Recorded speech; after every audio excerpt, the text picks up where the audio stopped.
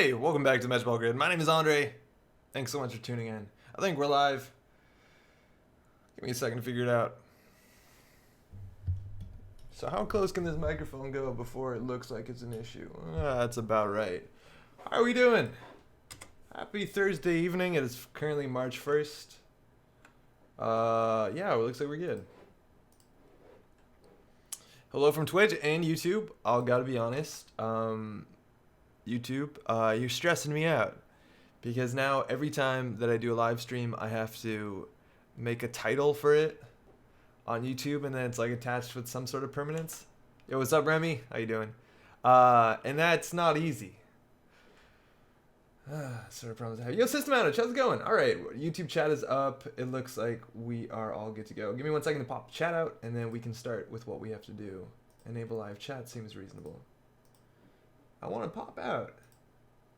Come on. All right, let's do this. Oh, Jesus. Oh, no.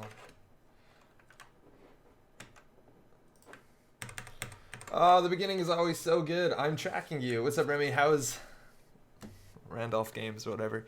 How's it going? All right, let's do this. It's March the 1st. It's the beginning of March. It's a new month. Alan, what's up? At least this time it's not Monday. We actually haven't streamed for over a week now, so I entirely forget how to do it, which is good. System, do we have new cards on the agenda? So if you're not aware today, at least in the North America, the Council of the Crest just came out, the newest data pack of Android Netrunner, 20 new cards in the Katara cycle. They look really cool. Hey Tanuki, gods, I'm watching this live. It must be way past my bedtime. Hopefully you're having a fine evening wherever you are. Unfortunately, System Outage, these cards, while they are out, they aren't implemented on Shinteki.net, so we're not actually going to be touching them right away. That's kind of the unfortunate thing about streaming on Thursdays. We have a lot of cool things to talk about, but not so many things to play, just because the nice people that make Shinteki.net usually takes them a while to get up to speed. Some of these cards might be in, but they're not always automated, and I haven't built anything with them yet, so maybe that's the thing. Darkling, how's it going? Thanks for dropping by. Hope you have a good evening. Hey, Zach Reno last name. The more the beard grows, the sexier he gets. I gave her Netrunner State for the beard. How's it going? So we have a bit of an unfortunate issue here. With this synthwave deck here from Mordecai. If you're not aware of Mordecai's a nice dude. I think he comes from the northern part of the United States. I met this dude at US Nationals a year ago. He was actually like working with FFG to be a judge, so props to that guy. But he builds what's called a Netrunner prison decks. And prison decks are decks that generally want to bury their agendas and then play a lot of assets and win off of a different thing. Remy in Twitch chat says he has a deck for me. I'm going to click on this gingerly. Let's see what this is. Fast Advance Me Babe is what it's called. Okay, well, that didn't load, luckily. I'm going to give that another shot. The issue about this deck, which I think is very weird that this got deck list of the week, is that this deck is actually now technically illegal. And that's because there was a big thing that happened in Netrunner last week while we were in San Francisco, which is why we didn't stream last week. This is a Titan Fast Advance deck that Remy said. Okay. And what happened is there was a change to the new most wanted list, and some cards were added, some cards were removed. I guess we'll talk about it real quickly for those who are tuning in or watching on the YouTube thing. Most wanted list 2.1, I believe what it's called. You can only be so nice and have a deck called Urban Renewal. Nah, it's pretty cool. Mordecai seems like a nice dude. So this is an update to the most wanted list. If you're new to what the most wanted list is, it is a set of bans and restricted cards in Netrunner. This only applies to organized play, so if you play Netrunner at home casually with friends, you don't actually have to listen to any of this. This doesn't really matter. Yo, what's up? How's it going? Emergency shutdown, how you doing? Hey, Andre, happy new pack day. How's it going, Maui Chris? So they had some changes to this. A couple changes happened. We're probably going to make a YouTube video talking about this more in depth, but Rumor Mill and Tapworm are now restricted. Rumor Mill, mind you, used to be banned. And the bigger changes on the Corp side is Wampo Reclamation is now a restricted card, and Mumbet City Hall used to be banned, I believe. It's no longer banned. Maybe I'm mistaken about that. I thought this came off the restricted list. Is that wrong or something? Is this not right? But the point being is that this card deck is now actually technically not a legal Netrunner deck in terms of organized play, because Wampo Reclamation and Museum of History should both be unicorns as of the 16th of February or something like that. Yo, Jim, what's up? Happy new pack day is all. Yeah, so that's technically this deck is not strictly legal. I don't know whether people are playing Most Wanted List 2.1 on Jinteki.net this evening. I think everyone just is, and nobody like makes a thing saying Most Wanted List 2.1. I think that's just how the game is now. So if we want to play this deck, we probably have to change it. Banned to restricted. Yeah, it was banned, right? Yo, Mad Dog, what's up? Hail Space Kitty Queen. Space Kitty is back. Princess Space Kitten is no longer banned, or at least what we know of Princess Space Kitten. Rumor Mill is now a restricted card, which is kind of interesting. Surprised by Tapworm. Figured Satcon would have been restricted. Hey, Maui, I think Tapworm makes so much more sense to be a restricted card. It makes things a lot more reasonable for, like, I don't know. I think Gang Sign on here doesn't do much on its own, and these two restricted together means kind of a bigger deal for some Leela decks. But Satcon, I think, should never be restricted just because it's a very flexible card and it's necessary for a lot of evils in the game. Things like, well, they're printing more program trashing cards. Things like, those drones that they get sent out by Scorpios, all that could be an issue. Tapworm's kind of a really, really strong card. I like the idea of Gagarin, but I'm not a huge fan of prison decks, so it's probably hypocritical of me since I took door to door making news this Sword Champions League. Got second. Hey, congrats. Arthurion, how's it going? Have a good evening. Hopefully you're having a good evening. Yeah, Darkling, I also, as much as I don't seem excited about this is the kind of deck I played at Worlds this year, so I'm a hypocrite too. Shang Sid from YouTube, been watching your videos for a long time, finally caught you during a live stream. Just want to say keep up your awesome video content. That's really nice. Thanks so much for dropping by and for leaving a nice comment. Hopefully you enjoyed all the video stuff and more to come. So chat, I want to ask real quick. I think Box Hates Criminals keeps making Blue weaker and weaker. Blue's going to get really good as of today. Not amazingly good, but they got some really strong card. They got 2 really good cards as of today, so that's pretty good. So are we going to do changes to this deck? Are we going to play this deck legally as it is? I think we actually have to make changes. I think Mordecai even commented on Reddit when people were discussing this list about what he would do to change his deck.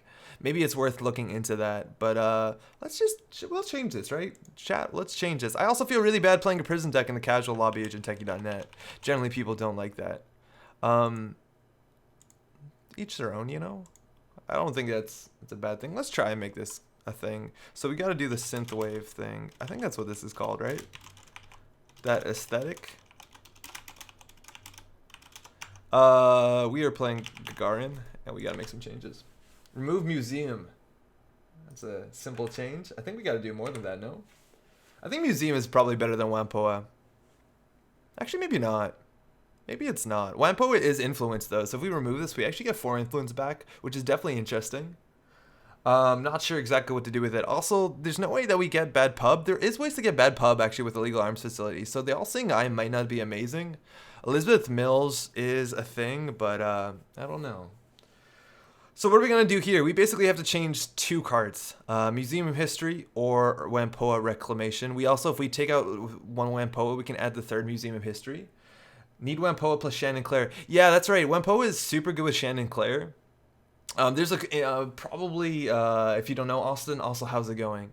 There's a pretty intricate combo here where you bury a card onto the bottom of R&D, and then you can put a card, on the bottom of R&D with Wampoa Reclamation from your archives. It doesn't have to be the card you throw out, so that you can like pull whenever you want your hard-hitting news to hand, and that's really strong. So for that, let's try and take a Museum of History, right? Shannon Claire, who cares without Wampoa? Yeah, Jim. I think Wampoa is more important. We have a lot of 3-point agendas. Getting rid of them is good. So what 2 cards do we want to add to this deck? I think Maryland Campaign is also a bit suspect, but maybe I'm wrong. I forget how I put influence in my version of this deck, or the version of this that I played. Tour Guide Vanilla. What do we want to do, chat? It's been a while since I've done this. I think my version had turtlebacks. I think that's a pretty reasonable include. Turtlebacks is pretty okay, but that's influence now. We got to put 2 cards that are not influence. We didn't get anything that good, did we? We got Reconstruction Contract, which only works with Urban Renewal, and that's kind of really hard. Maryland is definitely there for the shuffle. Mammy Chris is suggesting Wake Up Call, and I actually kind of like that. It's another operation, which kind of sucks, but if they're trashing our stuff, it's really good. I do feel like we might just want more assets. And we also could put recursion cards in, right? Like we could put in, there's the new recursion card that gives a runner 2 credits, and then there's the other recursion card that's been around for a while. Pat Campaign's not bad. Let's try Wake Up Call. I think Wake Up Call is fun. If you don't know Wake Up Call, it's the one with the baseball bat. And I've been having a lot of fun with this one. We're going to be playing more Wake Up Call today because it's really, really fun. So let's try this. 1 Cronus, bunch of 3-pointers, mind you. SSL Endorsement, a card. This card does a lot for prison decks. Decks that don't want to score their agendas. If they lose a 3-pointer, you might as well lose one that gives you 9 credits. And that's really, really, really cool. If you don't want to score your agendas. Well, you're modding the deck list of the week. Isn't that against the rules? Hey, Zach, how's it going? Normally it is. I think we've only done that once before with a joke deck. It was like a story-driven deck. But this one specifically is now no longer legal because the most wanted list changed since this deck was published. So I feel like we have to. Yo, Sis Bahumi, how's it going? Lol, she gets banned.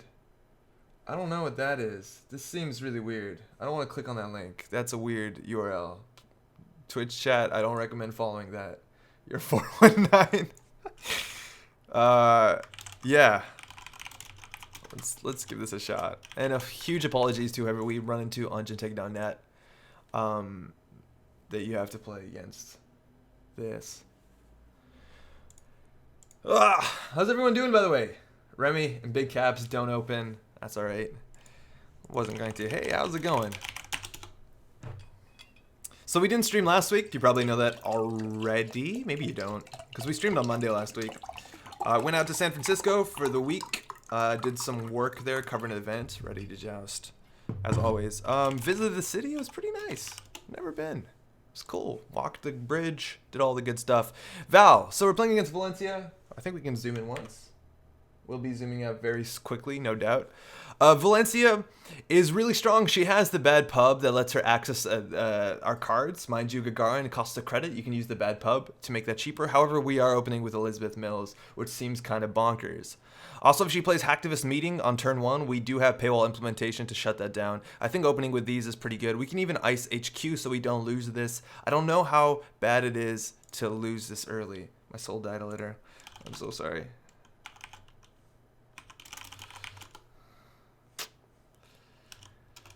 Best of luck. Have fun.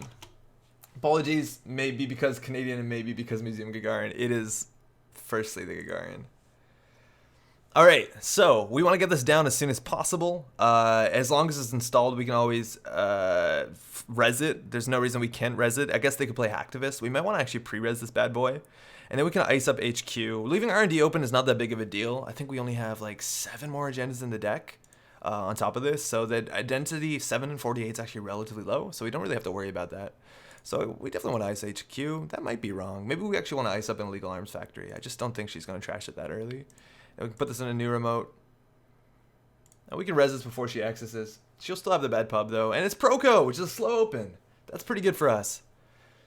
Super Mario, how's it going? Andre, you still streaming on Thursdays? Just about always. We had to take a week off for travels, but we're back. And she threw out Paperclip, which is good because we do have a blacklist in this deck, and let's get our draw going with our Legal Arms Factory because we need to get those agendas on the table.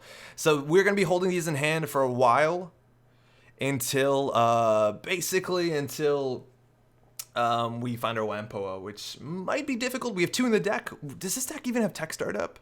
This deck doesn't have tech startup, which is kind of nuts. That's generally 3 of in every Gagarin deck as far as I understood. And that lets you pull up whenever you want. We also don't have we do have 3 Executive Bootcamp instead, which I think might be strictly worse. It's better against, no, not really. All right, so I think we want to ice this up. We can just take credits on server 1. This gives us a lot of value if we spam out, and we'll find our answers very quickly. Yo, Sean, what's up? Playing Mordecai deck. The world changed. I actually played Prison Gagarin at World, so it's not that big deal. Remove that paperclip. We can't actually remove it. We're not playing Scorpios. But we're off. And they're setting up their money. They're playing for the long game. When she has bad pub, the All-Seeing Eye is not that great, but we do have a way to remove it. Unfortunately, none of these cards are strictly playable. We could put this into an empty remote, which is maybe not the best. We could have actually considered rushing behind a Hortum, but our hand kind of sucks right now. And the All-Seeing Eye is pretty good if she's running permanent resources, things like professional contact and data folding, as long as we can get the hard-hitting news. So I think we actually can install advance this. Let's just install it and insert a new remote and then click for 2. Because if she runs this, we can probably hard-hitting news her. Maybe not. Yeah, Super Mario, it's really good against indexing. Indexing is kind of popular. All right, so the SSL endorsement is going to be hit. So she's checking this. That means we're going to get 3 credits. And she likes the money too. So even if we do hard-hitting news, she's going to be able to recover from it. We can also do C-Source into All-Seeing Eye, which is relatively good as long as we have enough credits. We also have to res this though, so we'll take 3 credits here, and that's actually pretty good. I played Mordecai CI decks at Worlds, only lost 1 game all day. That's yeah, it's probably good. I don't know what Mordecai CI decks look like. They're probably punitive based. I wouldn't be surprised. All right, so she's gonna start her next turn with 13. We're gonna get more money slowly. We probably just want to res this. She won't run after. We can also trash a location. None of these are locations. Maybe she's playing Earthrise. Probably not worth the bad pub. And we also can ice up R&D. We have seen probably 6 influence in this deck already. So indexing, we're kind of weak to indexing, especially with 3 points. Indexing Mad Dash, we lose the game. So I want to ice up R&D. Take her a while to find it. And if we get our blacklist, we're in a really good spot. I'll go ahead and just res this before we get punished by Hacktivist. And now it actually costs her something to access cards. How to build Argangel's core decks, Arkham LCG, what's up? So accessing this, 3 to trash that, 4 with the bet without the bad pub, and she's actually paying the money. She does have the credit lead. Eventually we'll be able to do C-Source into maybe All-Seeing Eye. I think this deck doesn't run Exchange, and we also have some breakers. Retrieval Run might just mean Fem, so Acing Archives has some value here. We don't have Exchange. It's only C-Source, hard-hitting news. We also have an Enforcing Loyalty, which is kind of cute. And we'll take our money, thank you. Wampoa off the top. That's really cool if we want to bury this. And we're also running a lot of consulting. We got nonsense of Brainstorm and Hellheims. I think Dean was playing a deck like that at King of Servers last Worlds. So this lets us bury a couple things. We can also turn the current on. I'm pretty sure Hacktivist would have come out by now. And she doesn't have that strong card draw. Like, she has Proco card draw. We haven't seen a restricted card yet. So this also get Rumor Mill now blanks. Wampoa. No, Wampoa is not actually unique. Huh. Cool. Cool. I'll just get the credit lead up. Eventually it's not going to be able to run. And again, if she does turn this off, we can always just Consulting Visit for the next one. Because I believe we only have 1 paywall. I'm not very good at this deck. And the Archivist is coming out. That's Link. Wow. Why do you need Link? They have a lot of money, by the way. Yo, Honey Tea, how's it going? Pikmin, do you have any thoughts on the pack that just came out today? Pikmin, totally. It's a good one. It's a good pack. That's a really big deal.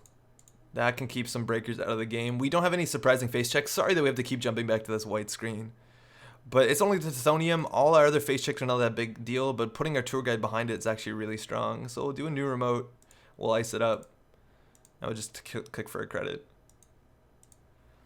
It's a good pack. There's a lot of cool stuff in it for sure. Oh, there's the Salset, which is going to remove Elizabeth Mills from the game. This is a location we have to trash. Luckily, if she trashes this and he has less cards in hand, we could consider using... Oh, we might lose to this. I don't know if people still play this. That we could hit this with a baseball bat, because it's not virtual. And throwing out a Vive Head Worse makes the baseball bat a bit stronger if we draw it. So we could Consulting Visit for a baseball bat. Oh, we have a Sandberg and a Best Defense. The other option here is we can spend almost all our money and do C-Source and then wipe this with All-Seeing Eye, which actually is probably worth it. We just have to make sure we have enough credits. That might be all our money. You can use Mill. No, Mill takes a click to fire when she's on there. When she's on the table, you can take a click to fire. Yeah, Blacklist behind Tour Guide is going to be really good. Tanuki, what the heck is the baseball bat? Baseball bat is... boom. Baseball bat is... What's it called? Wake Up Call, which came out in the last data pack, or 2 data packs ago. I think I have a copy right here. It's not gonna... Okay, this is taking too long to... It's called Best Defense. Yo, Dr. Apathy, how's it going? Doesn't Salset beat Wake Up Call just like CTM Trace? Oh, shit, yeah, I think you're right, actually. That's really important. Okay, I think we need to do our money. So she has 1 link, so we have to remember that in our calculations. So she has 21 credits. So if we're gonna do Consulting Visit into C-Source, we're paying 4 for that. We get Trace 3. So we can do 18. We can actually do 19 if we click for a credit. So we do 19 plus Trace 3 is 20, 21, 22. I think we can land this. And we need a wiper board for sure. We're going to spend all our money though, so our centrals are really porous. However, every time she runs, we will get credit. So I think it's actually worth it. Baseball bat is boom. I really like the reprisal cards. I'm excited to see what else we have. But we have to do Consulting Visits. Oh, we can't even click for a credit. Okay, so Consulting Visit C-Source is 2 clicks, so we spend 4 for Trace 3. Leaving us with 18. So 18 plus 3 is 19, 20, 21, which is just enough. So we have to spend every single credit we have. Is it going to be easier next turn?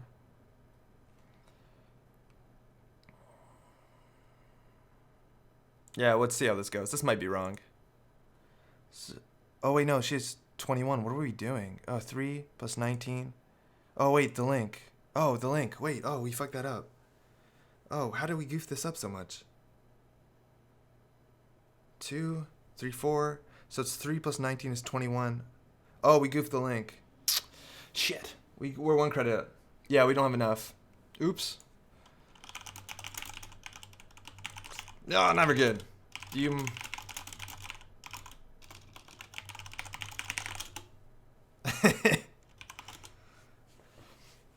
Thanks. Oh, we should have spent longer doing the math. There's no way that's right. Leave it till next turn. Yeah, Samarkusa, how's it going? Yeah, I think next turn will be fine. We kind of showed our hand a bit. So we'll put that in there. We'll put this back in our hand. We'll give ourselves 4 credits. We spent 4 on that, right? We'll shuffle this bad boy up. Give ourselves 2 clicks. Is that right? Let's see what we started our turn with. I think we started our turn with 23. It's easy to check. 22. Okay. Nothing to see here. Just go for 15 strength. See if they spend it. I think us going to 0 is a bigger deal than them going to 0. I don't want to lose to Sandberg. Sandberg is a is a cool win condition. But we just need to keep our money up for sure. Raising the Wampo also is not good for our money condition. And I don't think we actually have a lot of good targets for best defense. Consulting visit we can also do for the money thing. It says you always forget the link. Yeah, I do regularly forget the link. I think we're still 2 credits under though. Whatever, this is, if they check this, we get a credit. If they trash it, they pay 5. I think we actually might want to just throw out the best defense a click for 2. Because our money will soon eclipse theirs. Hey, Cody, my favorite Netrunner stream. How are you? I'm doing well, actually. Thank you. Oh, that makes a lot of sense. Underworld Contact makes a lot of sense with the Dyson Mem chip and the link. And the link is just going to stack bigger and bigger and bigger. However, if we get to wipe the whole board, we're in a really good spot. Great TV, yeah. Whenever I goof the link up, it's the best TV. This is also really good with C-Source. We have the Titanium. If they face check into the Titanium, we can surprise with the Blacklist and we can trash a resource and we can a program. Now, the program's not going to matter, but this is actually a really strong res. Even though paying 9 for it might be wrong, I think we actually start to jam out an SSL endorsement. That's pretty cool. Let's go for it. If we score this, we get the money anyways. So you might as well start. And they're getting 2 credits a turn. You should pay 23. You gain from Arms Factory. Oh, totally. That's too bad. That's unfortunate. Sandberg is the best win condition. I run a Builder Nations deck based around it. Now the thing though, Hydroponus also how's it going? Is that with Rumor Mill unrestricted, that might be an issue. And this is the one we were talking about, Wake Up Call. So we can do advance, install 1 card, throw a card out. This is more important when it comes to hard-hitting news. This one's more important when it comes to a win condition. And if they remove it from the game, it's not that big of a deal. Wake Up Call is going to be relevant once we get rid of the Salset Slums. If I'm not mistaken, it's not considered trashing if they Salset Slums something. My camera's still good. Let me know if it's not. I don't think we need 2 of these. So let's try this. They might check this. And again, we have a good spot. They need their barrier breaker installed to go for it. And it looks like they're just setting up their drip economy, which is going to be an issue, but I think we can just beat them out. And now we actually have to force them to interact with us with Urban Renewal. Andre, you're skipping Canadian Nationals. Didn't see you on the list. Sean, I'm pretty sure I'm on the list. I reserved a ticket. We're going to throw out a bunch of cards here. And actually, this is pretty good. Oh, shit. We can give him a bad pub. Oh, fuck. Oh, shit. The subtypes actually matter. This is an initiative agenda, which means that we do a trace here. That's actually a really big deal, because them having a bad pub is going to make them interact with us, which is kind of exciting. But we don't want to spend a lot of money on this. And currently they spend no money and get a bad pub. So no money and get a bad pub it is. So, totally.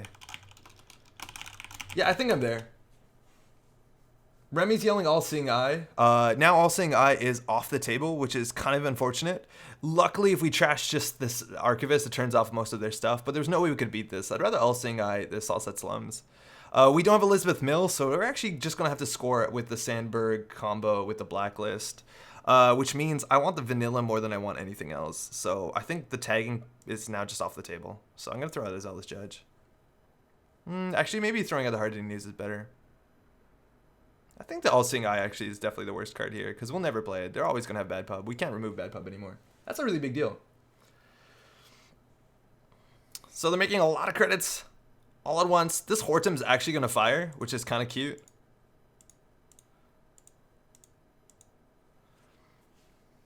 That's okay, I guess. There's the Black Orchestra. They're going for it. They're going to remove this one from the game. We're going to get a credit on this. The credit swing is going to start, but they have a lot of link. And they know that we're on C-Source. They're going to have to interact with the Urban Renewal before, but we're going to get a credit off of this. They're going to remove this from... If they remove this... Oh, they didn't remove it, so they actually got 2 bad pub. Again, all seeing eye, kind of hard to get value out of. And they're probably going to target the Urban Renewal next. Gain 3 from Urban Endorsement, please. And we actually want card draw now. Now, the thing is, we could use Wampoa to put a card back into our deck. However, there's not a lot of choices. And here we can actually consider Wake Up Calling, and I think we will. Darkling's yelling Wake Up Call, which I think is the right play. The question is, what do we Wake Up Call? I think we want to hit the slums. Actually, I'm not even convinced we want to hit the slums. So they're going to make 3 credits at the beginning of their turn. So if we hit the Archivist, it's going to shut down their economy. The other option is removing Salset Slums. So I don't know whether chat batter up. I don't know what we actually want to batter up here. Proco is also like a fine target. They're likely to take the damage, and I want them to take the damage because if we hit their probably second MK Ultra into the bin, Blacklist Tour Guide is golden, unless they get like a Fem on it, but then still, yeah, this is not hard to break. So what do we hit here? What's the right choice? I think shutting this off so they get 4 credits a turn is okay. Yeah, let's hit the Archivist. And we can also, I think only have 1. Oh, we have 2 Wake Up Calls, so we can consult Wake Up Call. So if they do hit this one, or they do take the 4 damage, as long as we don't have an I've had worse, we can do consulting into the second batter up and smash somebody else out. And they took the Archivist out, womp womp. So half of their cards here are done. And it looks like they didn't want to take the damage. So I think we actually just go do consulting and try hitting the slums. Yeah, I don't think we have anything else better to do this turn. Man, Wake Up Call is fun. So if you haven't seen this card, it's only they trash something, target a non-virtual resource or hardware. They must either trash it or suffer 4. The other option is actually to hit their, it'd probably actually be better to hit their Dice and Mem chip. Because that puts them really far away. I have no doubt they have a second Dyson in their deck.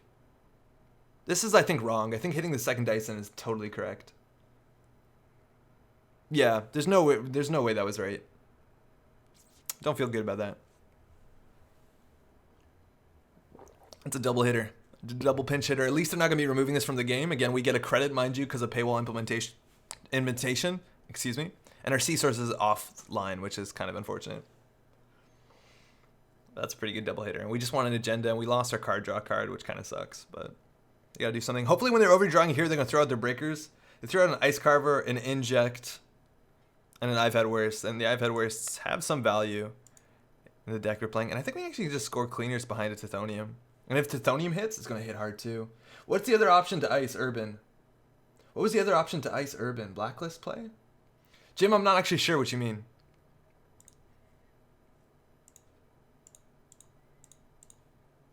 Let's go. If they have their paperclip in hand, they drop it. They're going to play around Blacklist. So this is actually going to hit like a truck. No. So they can't pull out their paperclip. So we can hit all the subroutines on them. And they're good subroutines. Trashing a program is good because this one doesn't come back. Trashing a resource is cool. We can get rid of their Proco. We can get rid of their drip economy. I don't want them to have a Proco. I don't think. And then we can end the run. So they can drop a paperclip and come back. It'd also be cool if we had this scored before we hit our send out our home runners, because it would have done 5 meat damage. And they're going for this one too. This one also says stay out, even if it has 1 subroutine. Stay out is correct. And they're going for it. We could actually make this +2 strength, not that big of a deal. So unfortunately we didn't get the second paperclips. So we need more tour guides. Yeah, we can make this. Where's our money in this deck? How are we meant to have money? Like, we don't. I guess we haven't found any bankers, but they're going to be able to remove all their bankers. So we can make them spend 5 instead of 4. Not that big of a deal. And our current is not going to be turned off. Instead of the second wake up on, yeah, DDoS would do it. DDoS would totally do it. We are technically teched for DDoS with things like Executive Boot Camp, but not something we're going to respect. And I don't think we're going to win this game. I think they played correctly. They played slow. And luckily their economy is drying up, but we don't have a lot of ways to tutor it, or to punish them on their low economy. But they're on game point, which is the biggest deal here. The Hortum is still a good end to run, so R&D is looking pretty good. The vanilla is weak, and this is weak. So we can jam a card behind here and they'll actually have to deal with it. And this will only get better if we get the Zealous Judge on the table, which they might actually be willing to check. But we'll put this in server 1. And I think we just need to keep our economy up because they have no way to make money besides clicking for credits right now. And eventually hard-hitting news into, like, I don't know. We could throw a card out to get a Consulting back in our deck, and that's actually pretty cool, but I want to keep our economy up so the Sandberg is like a nasty surprise at some point. And mind you, SSL gave us 18 credits this game. Isn't that cool? I guess this makes the tour guide better. We can always res this for cheap. And the vanilla doesn't have a lot of value. Even if we make it strength 5, it's 3 to break. Almost 3 with the bad pub. Looks like they're going to be digging for the Code Gate Breaker. Also haven't seen a restricted card just yet. Could be the Rumor Mill. And it looks like the Maw is going to punish us in a really, really, really bad way. And we don't have another wake-up call. And they're on itinerant protesters, so I'm no longer worried about other things. You have a Chronos to remove all those agendas? It's a great agenda when Film Critic isn't on the table 100%. I agree with you on that. We have the C-Source, but we have nothing to punish the C-Source with. I have no doubt they're going to run really soon because they have the Maw, but the issue is that we don't have a way to... I don't have drawing is good. Oh, that's actually pretty fun. We don't have a way to punish them. And they're going to be running once a turn. For sure, they want to get their Maw fires, but their economy is lacking. They're going to access the Zealous Judge. They access this for free because they have 2 bad pub. And they actually went ahead and trashed that one.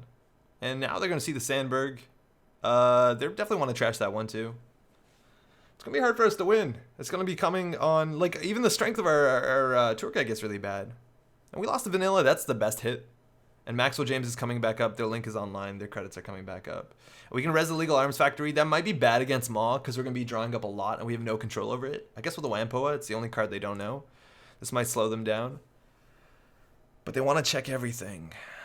They do want to check everything. And they probably need to deal with this. This is the second one. And 2 I've had worse are out. So this hits. This actually kind of hurts. We don't have another way to ice it up, but they don't have a way to get through this. So they might let this one go. And we still need to score a lot of agendas to win. And I don't think we're going to be able to win on a different way. Boom is still online, but now they're making 4 credits at the beginning of every turn, and they have 2 bad pub, and they have Maw. So if we don't rush, we lose. The problem is the only one that we can rush behind is actually this Hortum. So if we assume their Code Gate Breaker is in the bottom... We have to assume their Code Gate Breaker is in the bottom 19 cards, and they won't get it. Oh, they're going to Maxwell through Hortum. 100% they are. So actually, no remote is safe. We want them to use Maxwell on this, and then run server 1, but we might just lose on our HQ, so I guess we have to bury this one. Installing this is bad because it makes HQ more vulnerable, but I think we're going to Wampo it no matter what, so whatever, we need our money. It's on HQ we have a paperclip. And there's fucking Guru Devinder. Everyone's showing up to this party. So as long as they have 4 credits, they can't get meat damaged. And we only do big meat damage, so they're going to pay 4, and this is going to do nothing, which is not a bad trade for them. Wampo with agenda, we're going to do that if it's necessary. We can do that from archives. At least the server will be cleared up. And we just have to go for the install, advance. Oh, that's exactly the perfect draw. However, we can't... We have to keep them out of HQ. I'm pretty sure they're also sitting on Fem if they're running Retrieval Run. There's no other reason. They could be on Amakua, which makes sense with Maw. They could be on Amakua with Inject. Maybe they don't want to inject specifically because they threw out the Retrieval Run and they're running Fem. But I don't think we can win this. Guru Devinder. I've been saying Guru a bit lately. I've never seen this card on the table in my meta. But I understand why people want to do that. This makes HQ look weak. I think actually we don't want this vanilla. We can save a credit here.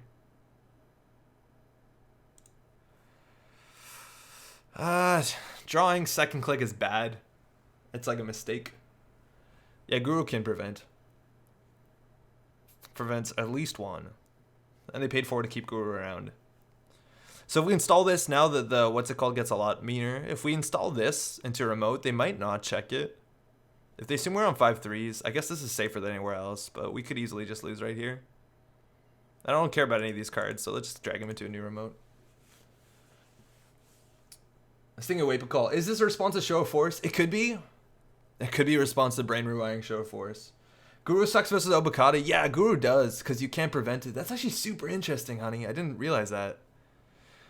Obokata, if you prevent the damage, you can't steal it. That might mean they're on Imp or Film Critic, because we haven't seen a restricted card so far. But with Guru Devinder, it's really bad against Obokata. Yeah, that's what Film Critic is for. So they're checking this. We don't actually need to res this. If we res this, we can bin a card to pull a card back into our deck. And let's think what's good. All Seeing Eye is garbage. Best Defense is garbage. I guess Consulting Visit is the best we have. We're never going to have more money than them, which is unfortunate. And we still need to score 2 more agendas. This current is actually looking pretty good. It's the only current we have in our deck. I think it's actually worth it to pay 3 to get a current back in.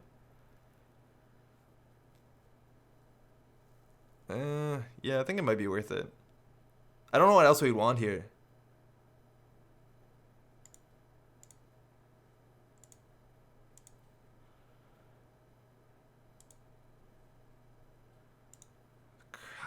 Yeah. Maybe this is more flexible, but we don't have a lot of things we want to play. Just don't play him in those matchups. Yeah, you totally don't. But Guru does cost 1 influence, which I remember when this card came out, they were like, oh, people really hated neutral cards that cost influence besides Lucky Find. Okay. So, we could do Advance, and I'm pretty sure they have the Black Orchestra in hand, or a Film Critic, or some other way. There is a small chance we put the vanilla in here. They assume it's a double Hortum or a Sentry, and they can't get through. So that's our best play. I think we lose this turn. There's no way that we win here, but like we're in a bad spot anyways. And mind you, they didn't even trash this. So they might think this is Tour Guide into Hortum, and then they might not be able to contest this. Oh. Should have saw that coming. Overmind.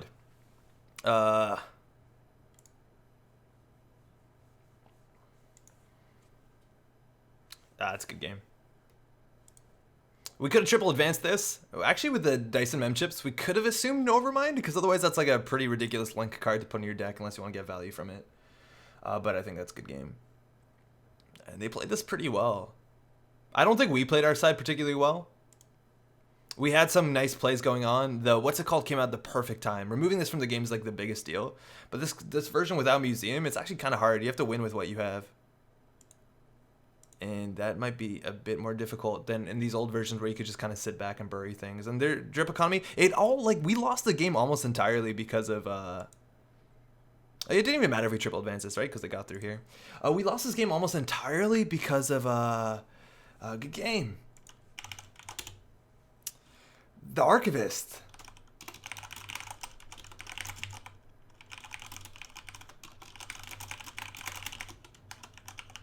Besides the fact that you played it well. Like that Archivist gave them a bad pub. That gave them exactly what they needed. Oh, Rebirth into Alice, Archives Interface. Okay, that would have been good too. But the I don't think that's actually that big of a deal. Without Museum, that's not that big of a deal. This doesn't run Museum anymore. I think that I'm okay with those two.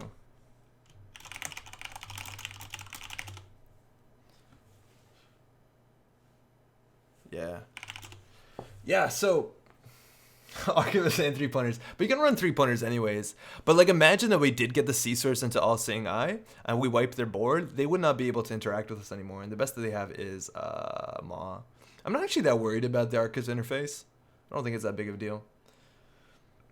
That's the difference between the post list on the NRDB. Oh, totally. Yo, I see, because we added the wake up call and they figured it out. Do we do another one of these? I think so. And it's also people help a lot of people are playing that list, right? How rough is the JNet lobby? Oh man, what's the chance they're just gonna play against a lot of this tonight?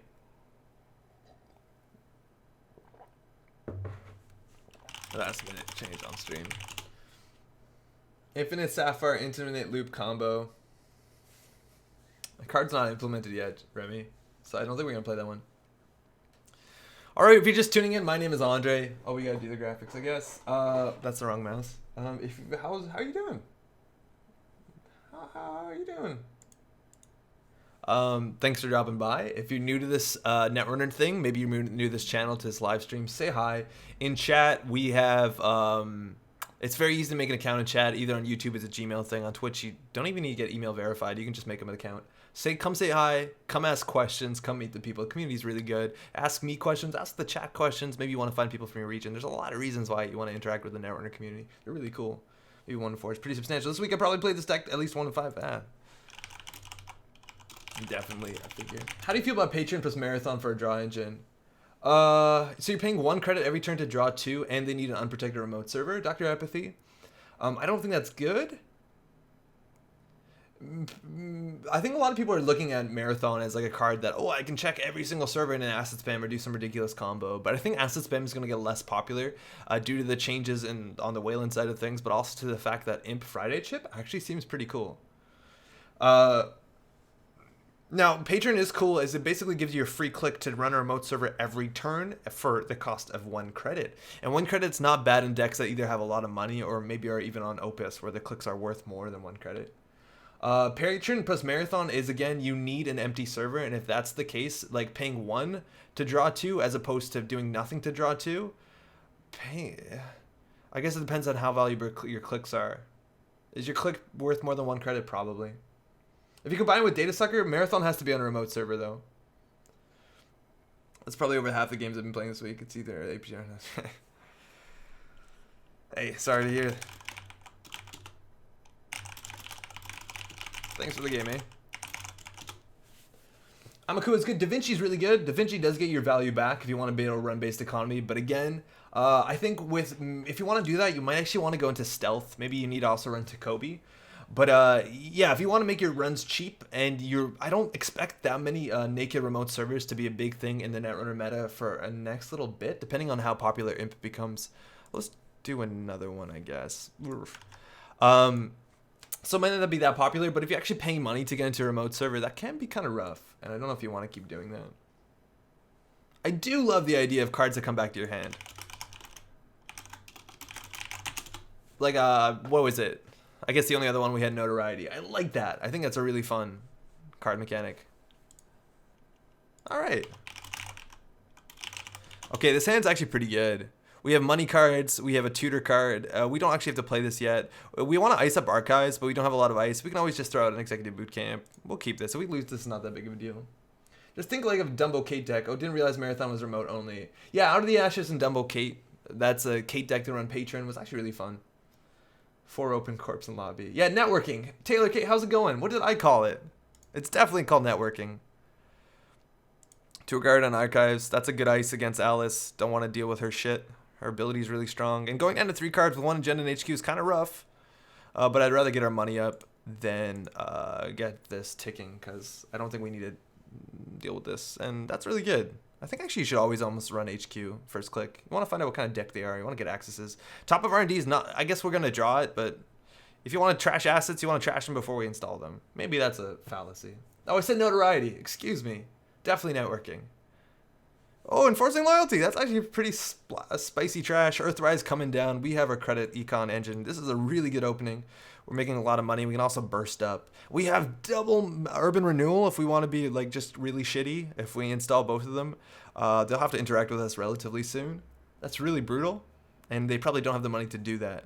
Their money's going to come in. 1 Dirty Laundry down. Mind you, these are 4 to trash a piece because it's cool like that. And that's actually kind of annoying that we got that in HQ. So we could bury it into a remote.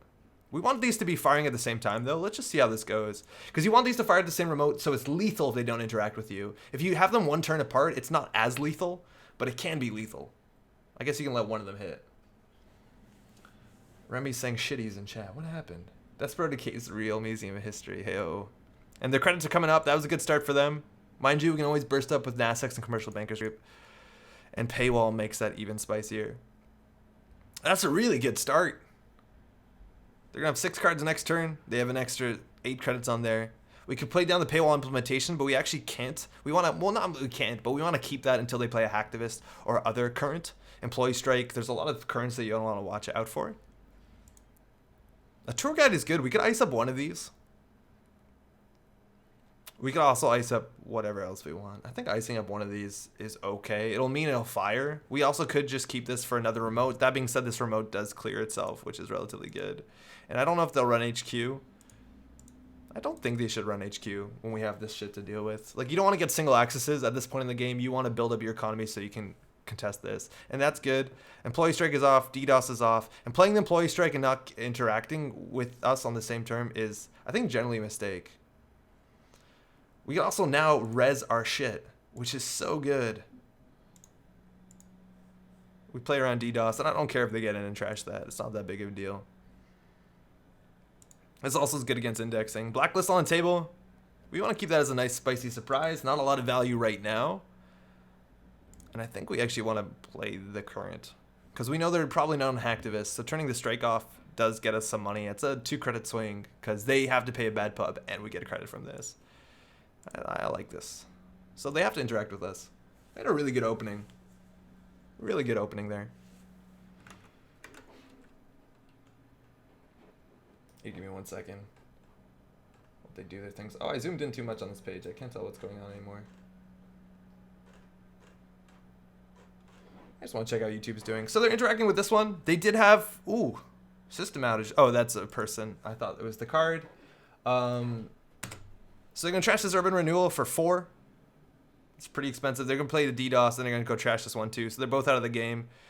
We could have pre-res this ice. Didn't really need to. It's okay. They spent a lot of money that turn. If we draw into one of our Punisher cards, cards like either one of the NBN assets or Consulting Visit, we're in a pretty good spot. And they spent a lot of money doing that. That was a huge credit swing, and that's good enough for us. Okay. Back on track. What the fuck? Holy shit. They discarded an Apocalypse. That might mean they don't have proper breakers, and the fact that we pre-res their shit is so good for us. Excuse my vulgar language. But that's an Apocalypse deck. They're prepped for this matchup. They might have a second in hand. I think you'd keep double Apocalypse if you had it. Holy shit.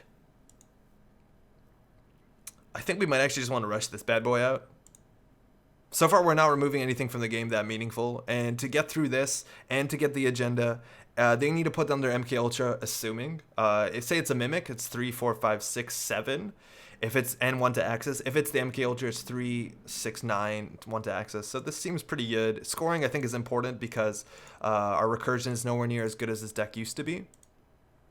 Due to the fact that we removed our museums. So if we want this to be our win condition, we have to recur them with Wampoa, which is not unsustainable. And Earthrise is coming out, so they're just setting up. Nothing to pre-res cheap here. Just get a card draw. And Diversified Portfolios is not a card you see a lot in these decks anymore. A lot of people, I think, remove this card from their asset spam decks because it's kind of the ultimate win more card, and I don't like those. I want to be able to get in the lead, not already be further in the lead when we're in the lead. I don't love it. So that's another 9 credits. We spend 5 on that. Not bad. It's also burstier, which is good, as compared to the corporate sales team. Our ice draws were actually relatively good too. And they don't know we have this, so if they do inject away some of their breakers, which they are uninject, we're in a good spot. Use Executive Bootcamp to get some good asset. I think we could because we have 2. I think we should Executive Bootcamp probably for a draw card. I don't think there's any other asset we really want right now. Illegal Arms Factory is probably a good one because we want to draw fast because we can close the game off relatively soon. As soon as if we do score this, we're basically on game point. Hydroponus, what deck is this? This is the deck list of the week. Generally, we start a stream with that. You probably know. But we had to change 2 cards because the deck is no longer most want illegal. And Strike is coming out again. That's fine. You can interact with us if you want. Dirty Laundry coming in, getting that access. They're going to trash our bankers. Not a big fan of that. Ow. I think they technically trashed that for free. And Black Orchestra in the bin. That's a good deal. The blacklist gets better and better every day. So nothing to free res. If they trash our things too, mind you, these get worse. The tour guides, mind you, get worse. These are 0 cost assets. We can also like trash this to Burying Agenda, which has some value, I guess. I don't think we want to wait for value on the Chronos. I think we can just score it to put ourselves on game point. Otherwise, we have to score 9 points, and that's kind of hard. And there's actually some value in the Sandberg right now. Because we get this Hopper Strength, they actually have to start paying another 3 credits generally with MK Ultra. They're going to check our Sandberg. They can afford to trash that for 4. Probably will. I don't know if they need to deal with that card now. If they know it's there, they can always return to it and just take their money and go because they need their money to set up. So I think trashing that's right. Breakers in the bin, probably a good time for Kronos. It's only 1 breaker though. Mind you, it's 2 Black Orchestras, so it's actually looking really good right now. They don't know the blacklist is there either. You generally want to ice this bad boy up and their money's going to be coming in. Let's see if they throw out a 3rd breaker. They throw out a day job. I don't think they have time for that job. We can cheap res any of those. Doesn't really matter. 3 more credits. That says all endorsement. Beautiful. Beautiful. So we don't actually have to res this. We can wait. Like, we're in no rush. Like, these, mind you, Black Orchestras aren't going to be coming out of the bin anytime soon, so we're not in a real big rush. If we do get... I'm confident if we get our... if we use Executive Bootcamp to get our Illegal Arms Factory, they'll actually deal with it. Like, they'll trash it. And I think we just want to draw up. I think we just want to draw up. That's good. That actually gets cards back in our deck, which is really important. And we're still getting at least 4 credits at the beginning of turn. Only play NPE decks tonight. Try the Infinite Loop CI. I haven't heard about that too much. That is an issue. Eater is an issue. Because Apocalypse is now a thing. And they have enough money to Apocalypse on our turn. So we're just going to score this and go on our way. Do we have any way to stop Apocalypse? No, we don't. We could res this for 2. We could res this for 2. There's a chance that they want to recur this. There's a chance they have 1 in hand, which would be a big deal. And also the other versions of, like the version of this kind of deck that I played at Worlds had 2 copies of Hostile Infrastructure. I like that as an influence cost because it makes the Apocalypse lethal. Yeah, I guess we'll pre-res this. Saves us a credit. Thank you. Okay, so we're going to keep cards in hand. We can just score this. I think we're going to score this before we lose it. They look like they're setting up for the Apocalypse. They can Apocalypse all they want. We're going to remove cards from their DF. If they're looking to recur their Apocalypse somehow, maybe they need to do same old thing, and then they do that one that gives them clicks for taking brain damage. It looks like we're getting Apocalypse this turn. So we can actually trash these to pull assets, which is really good. Hold on. We're going to make this at least expensive. None of these things cost anything to res, so who gives a shit? So they're actually going to have to pay 1, 2, 3, 4, 5, 6, 7, 8. If we iced up a central server, it really doesn't matter much. We could have done Hortum, triple advance, but we didn't draw that. And losing these cards is not a big deal, especially because these don't count as real cards. Remy's yelling wait in chat, but I can't. There's a delay, my dude. Got to throw out 1 card here. I feel like the diversified portfolio is pretty bad after Apocalypse, so we're going to throw that one out. And before we get Apocalypse, we'll pop these for sure. If they get an agenda here, they'll be really lucky.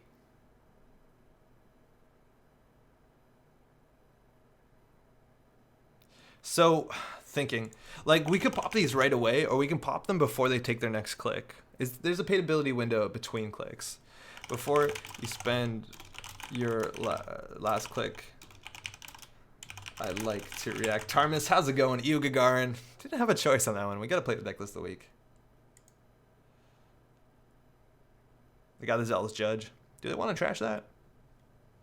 They might want to. It makes HQ density worse, and then Archives gets stronger. Running Archives with the Alice ability. So let's go find some assets. So what do we want? Elizabeth Mills doesn't really matter. Commercial Bankers Group doesn't really matter. Executive Bootcamp is fine. It gets our iced res if we have to play around DDoS. Legal Arms Factory, they'll probably not contest it considering they'll be on 5 credits. I'll take one of those. That lets us rebuild. Oh, we already had one. Whatever. I think Wampo is fine. We can also trash a card to put a card back in our deck. I guess we can do that. The vanilla is actually okay. We haven't seen any paper clips yet, but Shannon Claire, not very good. Actually, no, it's actually pretty good. Oh, the vanilla is actually really good. No, we're not going to trash anything. All you. Yeah, I don't think we want anything here. That's fine. We'll get this blown up. Maybe they don't have it. Maybe that's all big old bluff because they don't want to pay 8 credits to trash 2 executive boot camps. Super unlikely. Losing our tour guide's the worst part here, but I guess with Wampo or Shannon Claire we can get back. What? They didn't apocalypse us? What just happened? What the heck? What?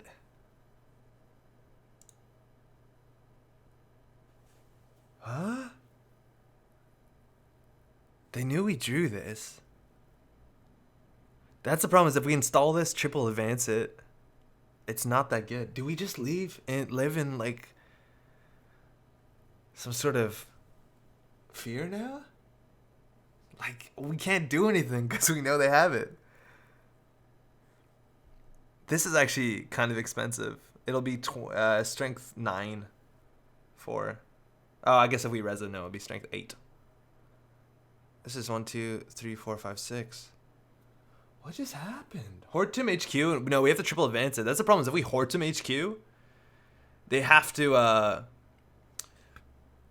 like if we Hortum HQ and the Apocalypse this turn, it's really bad for us.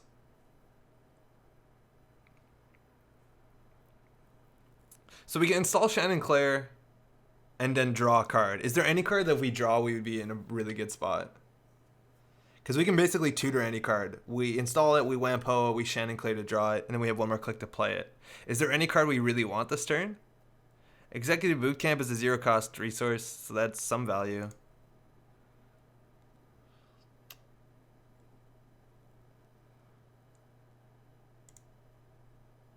This gives us another subroutine. Let's try it. We want to triple advances, but we can't. So what do we do here? Clicking for credits. We can also pop it or Nasex. No, we have no ability that gives us a credit. We can also use this once our turn, but I think I like her hand. We can install this to give us another subroutine. That's pretty valuable.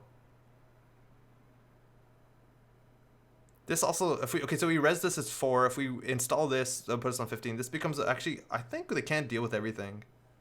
Yeah, I think actually this protects us from, because this puts us on 18, which means this will be strength 7. So yeah, it's very hard for them to get through this. Could Vanilla Central see what it does? Yeah, I think Vanillaing Central is fine, because this is technically like a, oh, I guess it doesn't matter unless it's 3 strength and cost them 2 credits. Yeah, it's not, it does something, which is pretty good. But I can't believe we did not get absolutely obliterated right there. Just like sent off into space. Further, deeper into space.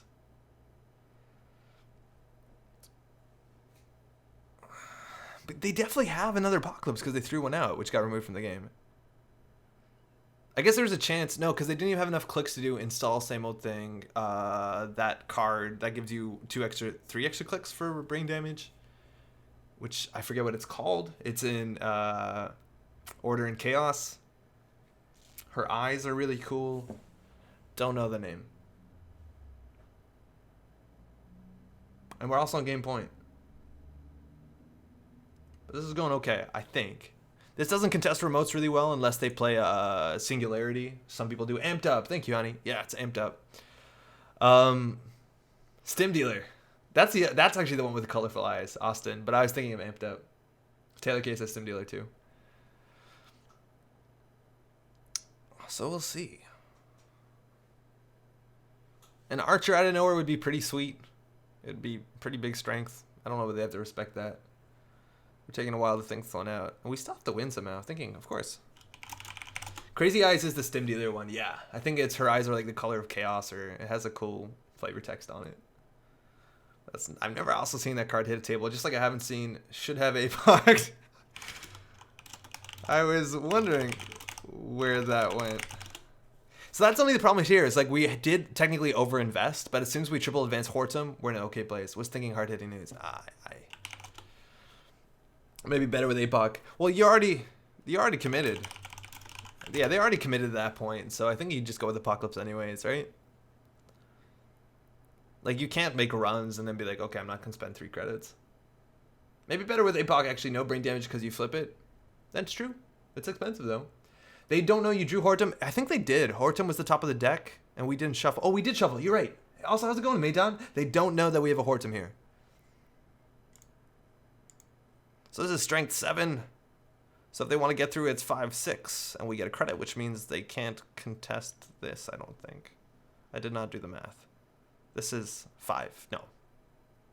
Vanilla. Oh, they're going for it. They're giving us that sweet, sweet credit. Can they get through? This is... Let me think. It depends what this is. So you definitely run HQ first. Are we 1 credit short of getting them out? Because this is strength 3, which means it costs 2. Putting them on 4. And this is 1, 2, 3. Perfect. Perfect. Absolutely perfect. They're 1 credit short. And they spent 6 on that R&D run with X is nothing. Do you gain only 1 with Hortum? Yeah, we only gain 1 on this one, Maydon, because it's not triple advanced. As soon as it's triple advanced, we get 4. Alright, and they've given up on that. They could have just let this fire. Like, they paid 6 to get an end the run, which is not particularly good. But their money's coming up, so they're playing around. The hard-hitting news. Now, the hard-hitting news could come out here. We could also do C-Source into Trash Liberated. Seems pretty bad. We could get Zealous out and hard-hitting news all at once. I think that might actually be the play here. If we install Shannon Claire, we throw out a card to get Zealous Judge. We use it... No, because we can't install this. So we're 1 turn away from that. So I think we install Shannon Claire. Clicking for 2 credits does nothing.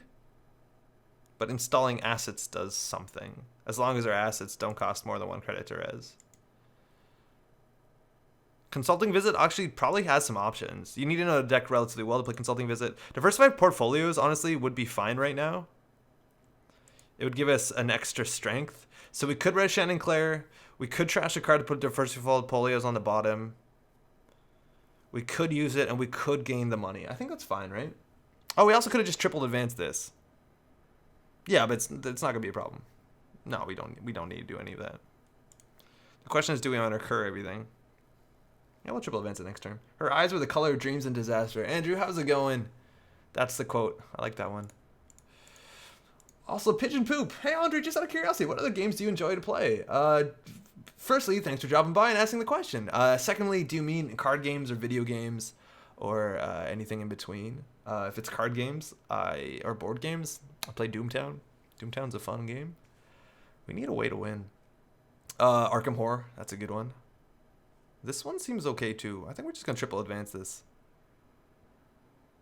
Yeah, puts us perfectly on 20.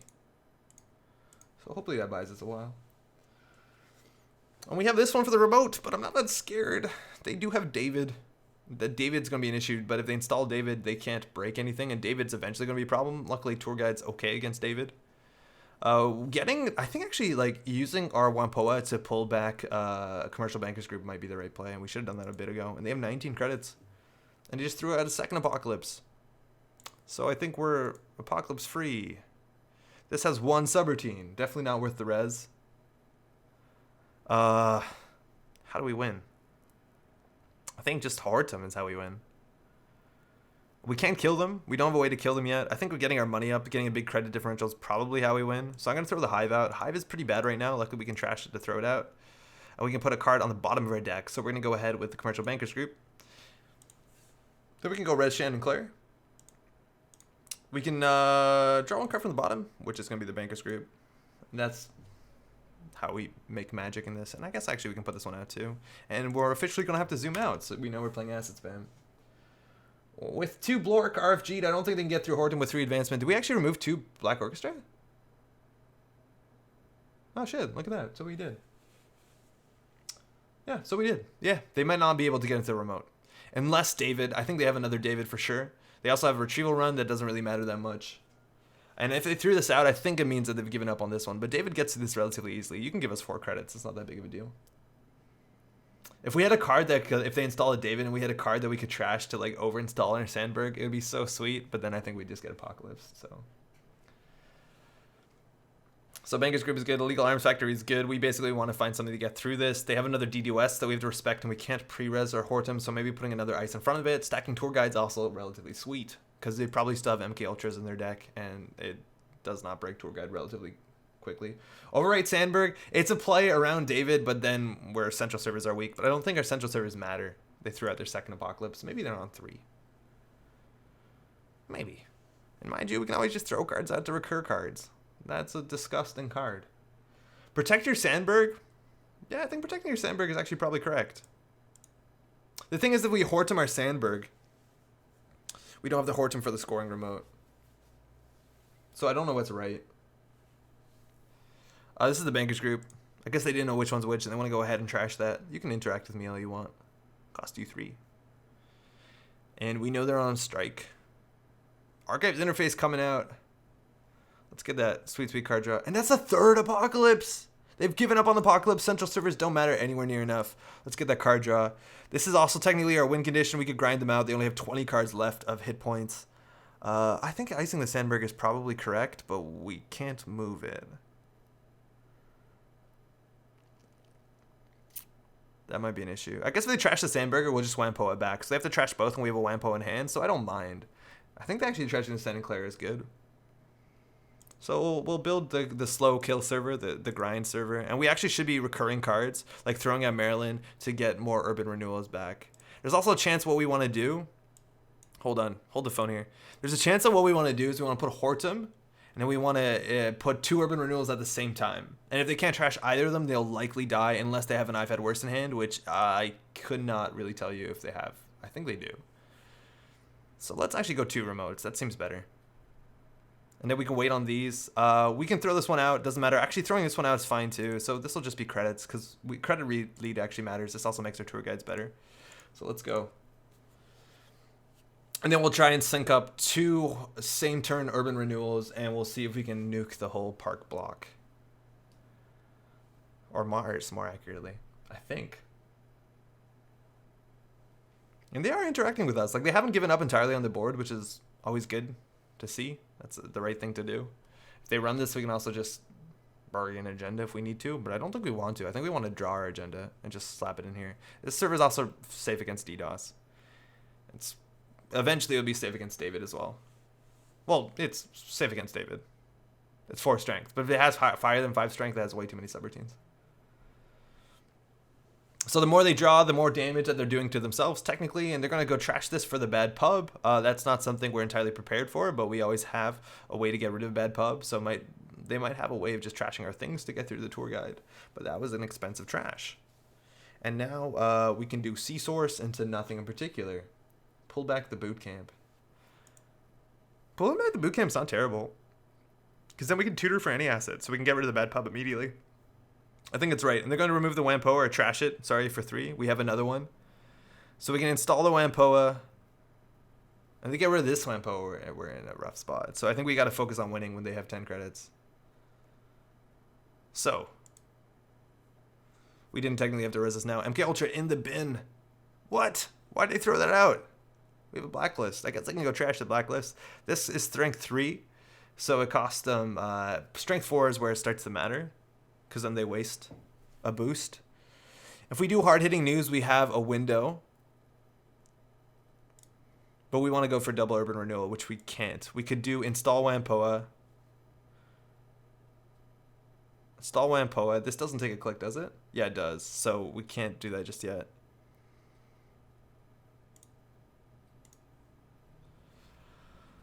Okay, this one seems bad. All Seeing Eye doesn't seem good. So we could Wampoa that away. This is hard news. You can clear back Conviz. Yeah, but you can't play it again. But yeah, I guess they're technically forked. Yeah, that's actually pretty good. Yeah, that's definitely worth doing. It's going to be a lot of our money, but we have money coming in.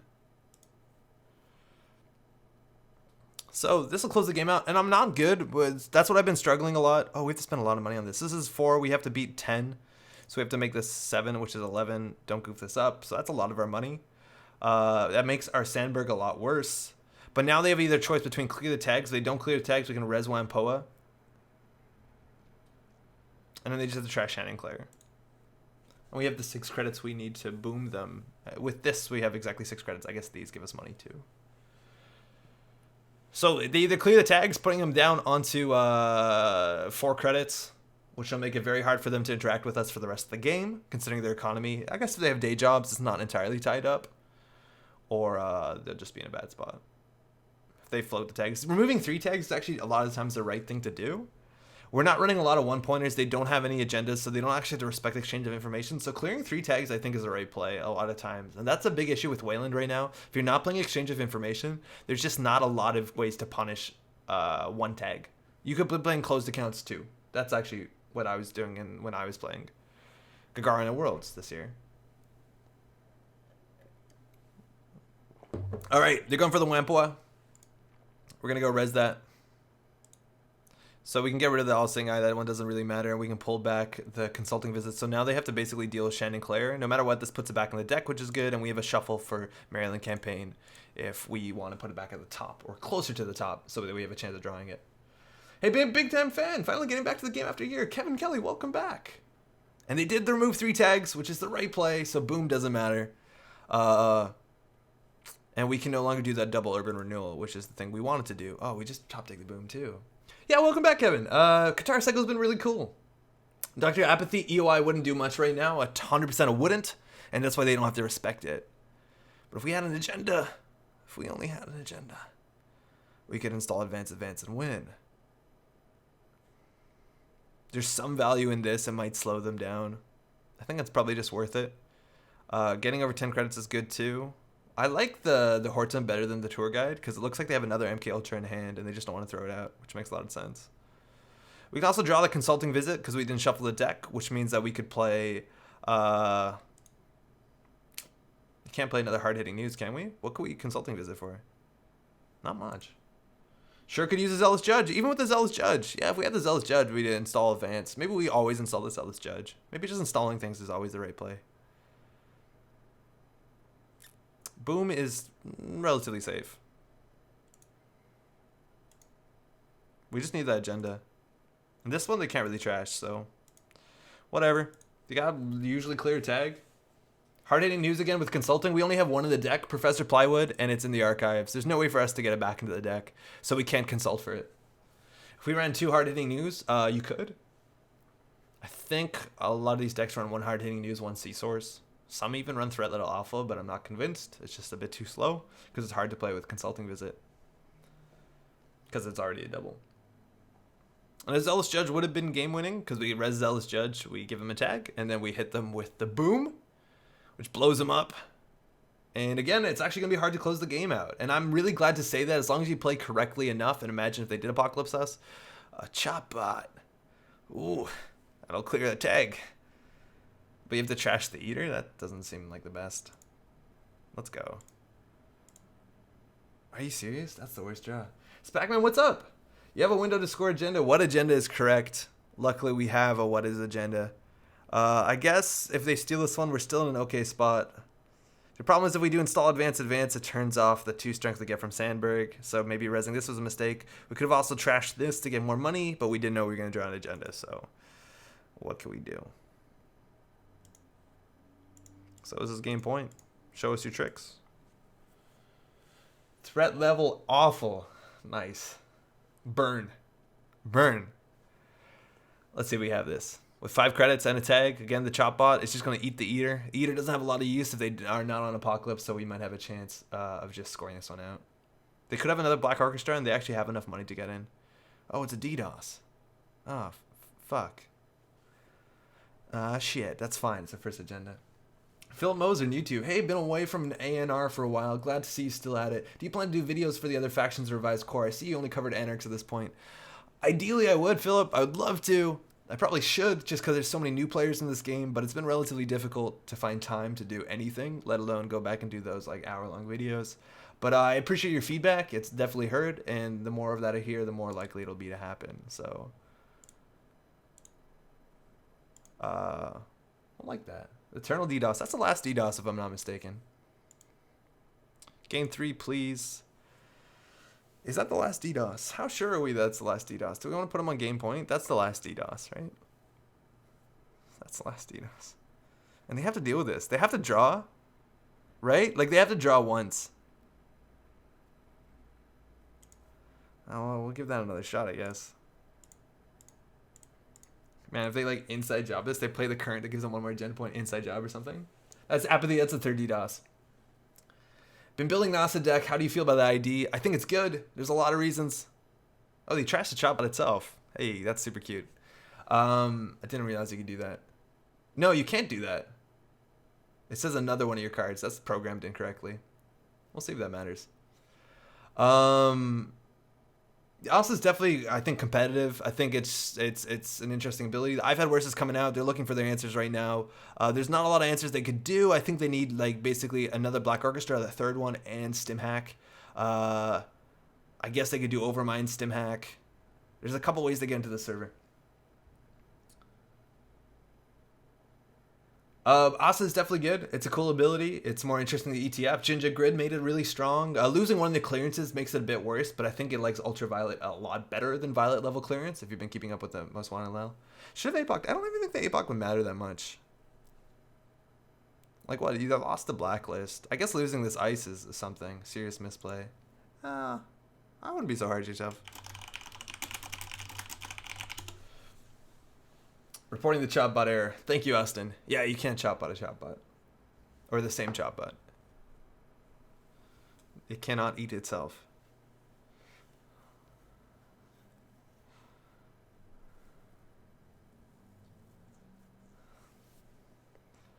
I think how they misplayed is going for it and not committing. Run amok! Oh man, Run amok would do it actually, Midan, you're right. That Cronus was clutch. Yeah, just in time. Yeah, keeping the Black Orchestras out is a really big deal. And it looks like that's it. They need 2 clicks for Run amok. They have exactly... Actually, they would have to like credit Run amok. Okay, good game. Alright, we did it. We won a game. It wasn't easy. It wasn't easy. Right? Turn 17. That's not great. There's a lot of ways to win Netrunner a lot faster than that. And I don't think we played that optimally. I think we could have been way more aggressive with our Wampoa if we knew what we needed. It's a lot like a toolbox, so it's kind of hard to figure out what you need when you need it. But can't say I like these decks anymore. Thanks for the game, eh? Sorry for the acid spam. I think this deck probably dies about now. Alright, if you're just tuning in, my name is Andre. Thanks. You're watching the Metropole Grid. What's the opening? Hey, welcome back to Metropole Grid. My name is Andre. Thanks for tuning in. Yeah, that's it. Like butter. We're just going to play some other stuff. We're going to play some more Weyland because I got to name the YouTube video when I launch it, which means that I have to commit to something when I'm not prepared to. Oh, I think you do. Imagine also if we didn't open with strong economy, how rough things would have been. Like we opened up with 2 of our best econ assets. That's really, really strong. And then we kind of kept going from there, which is good. Which is good. All right. Bye, Andre. But that exec res of archives. Oh yeah, that was dope. Yeah, being able to play around the Run amok where we got the tour guide up with not the Run amok, excuse me, the DDoS with executive boot camps. Mind you, a 3 of them stack. Very, very good. Have a good night. Gotta head out. Hey, Kevin Kelly, enjoy the rest of your evening. Thanks for dropping by. Conduit, is Acid Spam finally dead? Been waiting to come back. 3 Nexus points. Yeah, I think it's gotten a lot worse. There's a lot more cards that capitalize on it being bad. We're also waiting on a new Anarchist coming out in the next data pack, I believe, that is really good at trashing things, similar to Wizard, but more interesting. But I think a lot of the decks just got more fair, which means they're less like absurdly busted powerful due to things like this. The fact that these 2 now are on the list is a really good idea. A lot of these cards were Acid Spam cards. So I think it's mostly gone. I think there's other stronger decks that people are playing more on competitive field, but you can definitely make an Acid Spam deck. Thanks for the game, eh? See you around. But no, the meta's been largely good. On a casual level, it's been really fun. The new core set's been really good. I've been seeing a lot more diversity and stuff. On a competitive level, I think it's still fun. Marathon just got released, so run that if you want to see it disappear. Tarmus, I'm not convinced paying 1 credit to get a free run is how you win against Acid Spam. For what it's worth, generally those decks are not about click compression entirely. They're kind of more about credits. Click compression is really important, but they're also about having enough credits to deal with their assets, let alone their stuff. I don't think Marathon's good against Acid Spam.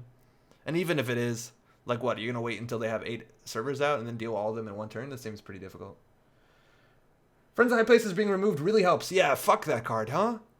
Nothing worse than spending a ton of credits to trash stuff just to all coming back. Yeah, Friends in High Places made no sense ever. Doesn't make any sense how that card got printed. Yeah, Friday Chip Imp seems like a big deal. Yeah, Marathon is super expensive against Gagarin. I'm not into that. I'm not into that at all. All right, so this is the deck that I'm gonna play next, or we're gonna play. Excuse me. This is False Lead Argus. I've been having a lot of fun with Argus actually as of late. They're missing like a big deal with everything rotating. Excuse me one second. I'll move my face. With the we don't have Scorched Earth anymore, which took a lot of teeth out of Weyland meat damage decks. So I've been kind of focusing on a card that's actually really powerful in these decks, and that's False Lead. False Lead, you can lose 2 clicks of Able off the runner's turn as long as you score that, which makes a lot of the cards a lot stronger than they used to be. Firstly, you can't run through anything tagged on your second click. You have to do everything on your third, not your last click, your first or your third click, which really limits things, especially when we actually have a lot of upgrades now on top of agendas that stack. Now, I actually think this deck is only playable for another week or so because of cards that just came out, like No One Home is a really big deal. The new Sunny operation is actually kind of a really big deal. There's a lot of reasons why this deck is getting a lot worse suddenly. Actually, Imp, Friday Chip, all that being everywhere is kind of strong. Friday Chip and Cash, yeah, actually really cool. I wouldn't have thought of that. But we want to try a lot of new cards in this. We're playing a lot of fun cards like Stock Buyback. We have 1 Wake Up Call in this deck. We might want 2. I don't know. I'm not sold on Preemptive. And we're on Casting Call, Exchange of Information, and Hard Hitting News. Now, mind you, Film Critic is an issue, but I don't think it's the biggest deal because we have a lot of other ways to punish runs. We also have Archer, which is a really good ice in the meta right now because it's real big and it hits real hard. We're also on a lot of agendas. Now, Force Connection is a card that I talked about before. It's an interesting card. It pairs really well with False Lead on top of a prize deck, because if the runner gets 3 tags, it's almost impossible for them not to end their turn with a tag if you have a False Lead scored, because there's no way to remove all of them at once besides like tech cards like On the Lam and stuff like that aren't even that popular. Now, when I saw, when we talked about Force Connection in the unboxing, a large thing that I said is that this card it's in the runner's favor a lot of times to spend the money trashing this, which makes me think, should I just run this, or should I just run, like, assets somehow and then run Mumbed Virtual Tour? I don't know. But if I'm thinking also, if I spend 4 credits on this, and we treat it like a snare, and it's Trace 7, take 2 tags, is that good? I honestly don't know, and we probably can't afford to pay 4 credits in this. This deck doesn't even have a lot of money. Now, Remy says no closed accounts. This deck used to have a closed account, and then I realized it didn't really matter that much. C-Source into Exchange of Information sometimes wins you games. I used to have a closed accounts in here before, and then I put in the 3rd Global Food Initiative instead. I was running more 1-pointers, and I think I like this better. Closed accounts was cute. If they have no credits, it's hard for them to interact with us for sure, and that does buy you a large scoring window. But in a lot of games, I've been giving 2 or 3 bad pub, and I don't know. I think closed accounts is definitely an interesting choice. If I had more influence in here, though, I'd definitely play another Exchange of Information. This card is nuts. And actually, I think maybe C-Source is better than Hard Hitting News, but it depends on how much money we have. Look, we're going to be testing this. This is what's most important. Metro Grid. But I really don't think this deck might be viable for that much longer, because there's a lot of cards that just came out in this pack that kind of eat this. They eat this in a really, really strong way. Yo, what's up? What up? We got Johnny here. Gonna play. By the way, Johnny streams Tuesday nights. He's been streaming now for a couple weeks. If you want to check it out, you can find that on Shutdown Runner on Twitch. I gotta move my face again.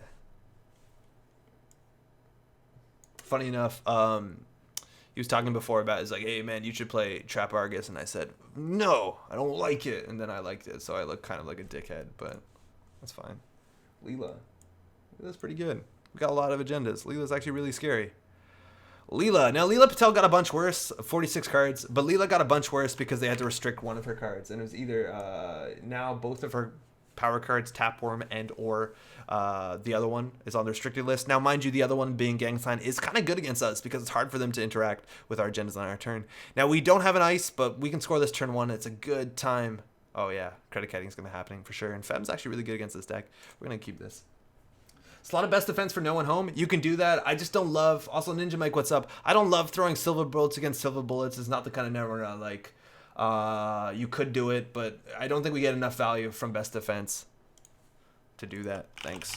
You too. And we don't have a Punisher card, but we do have the Hard Hitting News and a Modicum of Money on turn 1. So this actually might be good. If we top deck a Consulting Visit, we could win very, very soon. We do Hostile Takeover next turn, Beanstalk, Credit, Hard Hitting News, and to boom. This is best case scenario. Who knows?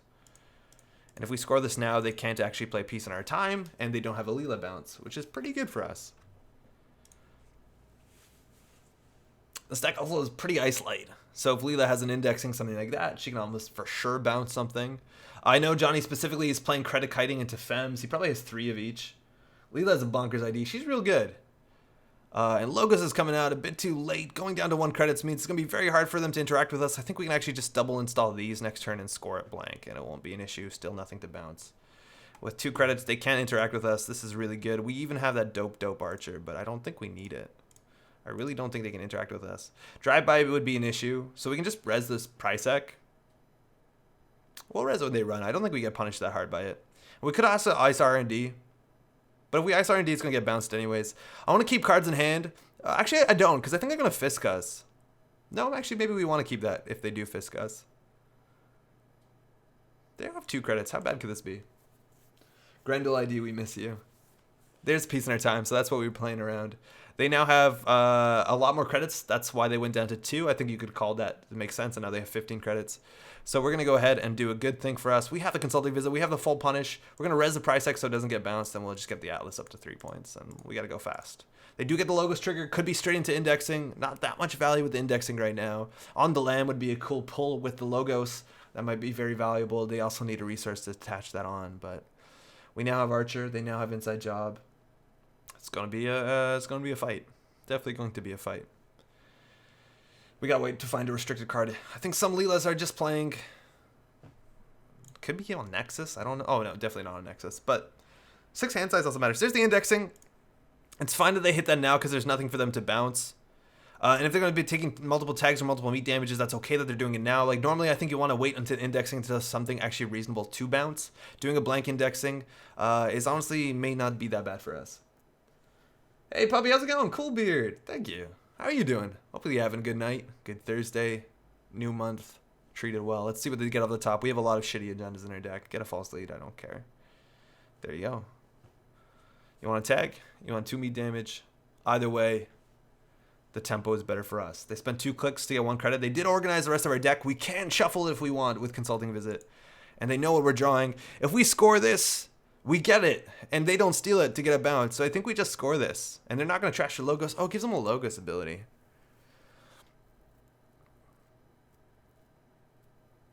Do we want to give them a Logos ability?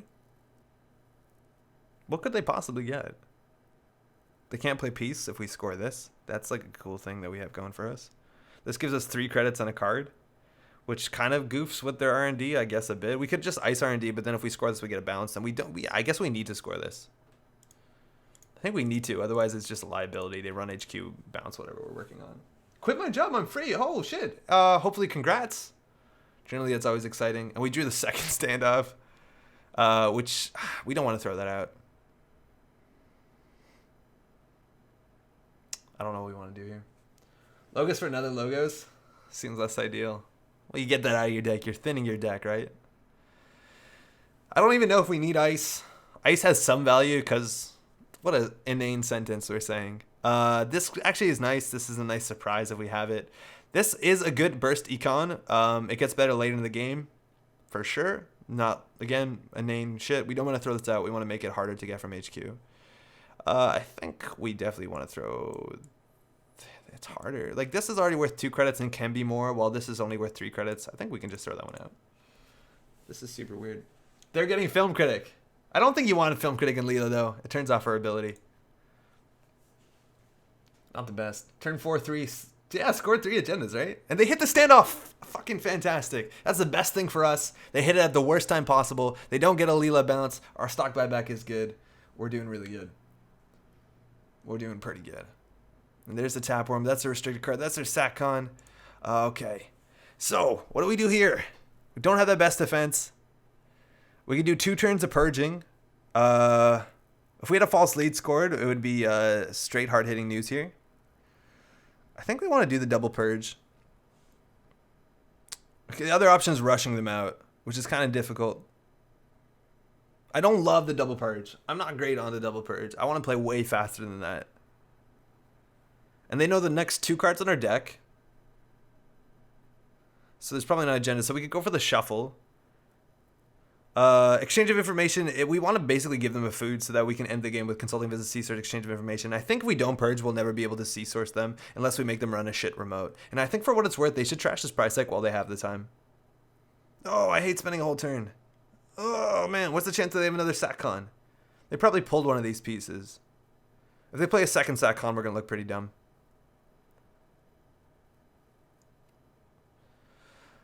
This gives us 5, giving them 1 credit. They're going to eclipse us on money. They're going to do that anyways, right? Tap Sack, Paracat, what's up? Tap Worm and SatCon is so fun as a corp, right? There's another Purge card coming out in this pack today. Can't get credit from Tap Worm if you don't have credits. That's another option. We go all in on the C-Source. Mind you, they have 1 link. Or they don't. This doesn't give link for some reason. It seems like it would. Oh, totally. I don't know what's right here. Purging might be wrong.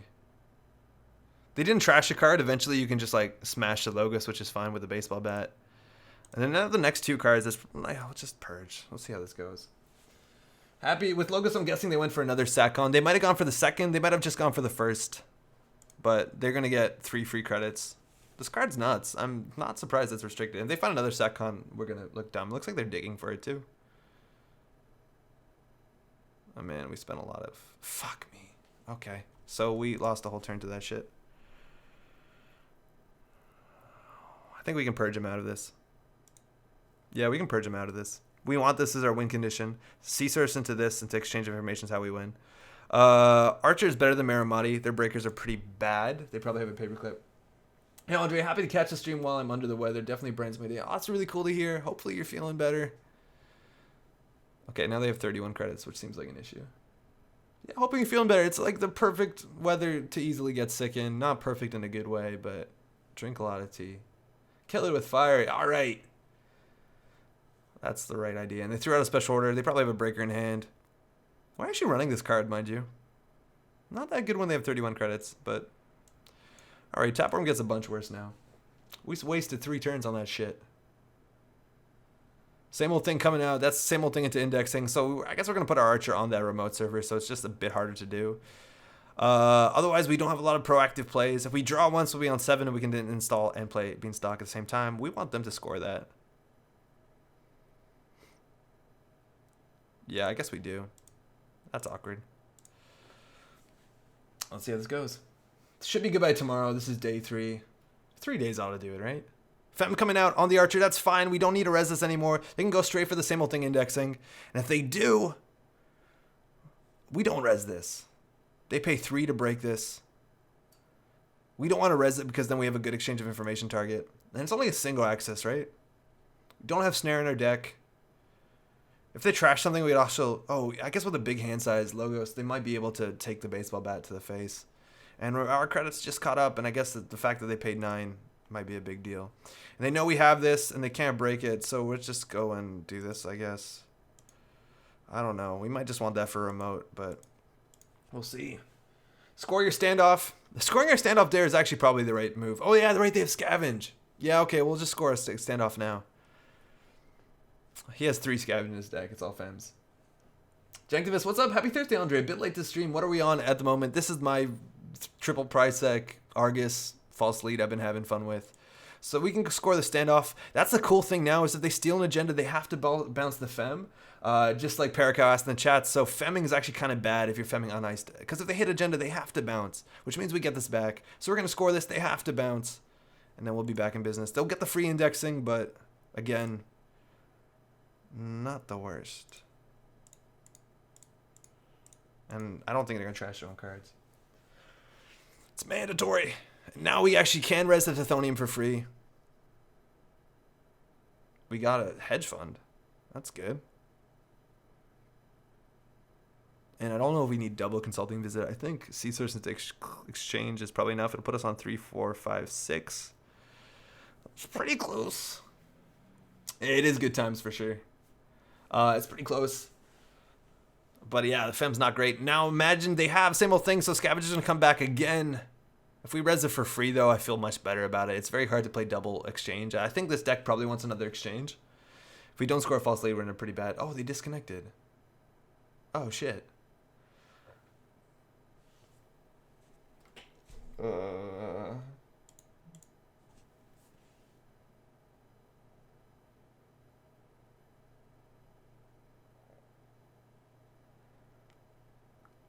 Yay. That's not great. We'll see how this goes. Hopefully they come back. Generally, you can reconnect the games. Ugh, I wanted to see how this one went. If you're tuning in, by the way, my name is Andre. How's it going? Standoff was too powerful. Yeah, right? They stood in the way of the truck. They declined, though. Nice recovery. They declined on that one, so we got 5 credits on card draw, which is pretty good. And we're on 29 to 25. So Sea Surge Exchange is like really close. Quick used force connection. All right, so let's just talk it through. Imagine we did score a false lead. Imagine. So at any point in time, if they access on their first or second click and we have more money than them on the force connection, they take two tags. So right, false lead and force connection are, if I'm not convinced, perfect, right?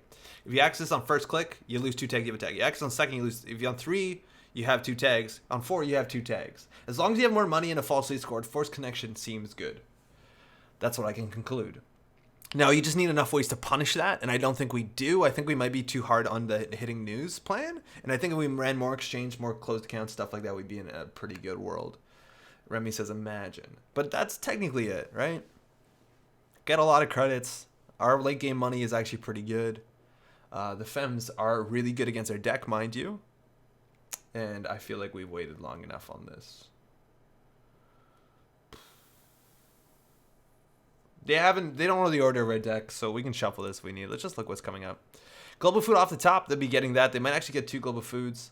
That'll put them on 2, 4, 5, 6. If they have another indexing, they could win. But we'll be getting the exchange soon. So that's good. Oh, but they have to take a tag or meat damage. I think they can take it. Oh, yeah, they can take all the meat damage. They could then, like, indexing. Run, GG. Maybe, if they have a second indexing. My fast lane deck is more cool, Tot. I'm sorry, I don't want to make funny English. I shouldn't do that. Oh, what? Yo, what up? Hey? So now we did look at the deck, so now we have to shuffle it. So now we don't know. Oh, we're back. We're back. Why are you looking at your deck? I thought the game was over. Gotta throw a card out. Consulting Visit's good. Hedge Fund's actually pretty good as a surprise. Logo's flipped out. Oh, shit. If they turn one indexing us, the shuffle actually costs them the game. Oh, I feel good about that. Consulting Visit doesn't have that many targets, right? Because we have a lot of one-ofs. So I think the hedge fund's actually strictly better. Sea Source is how we win. Judge! Leela Trigger was missed. Thank you. We'll throw that out.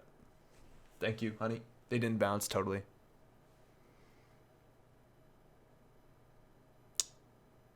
Sea Source we need. I think hard hitting news is bad actually. We should keep the hedge fund and throw the hard hitting news. We have a second one in the deck. Yeah. Their ability to get money is a bit lower.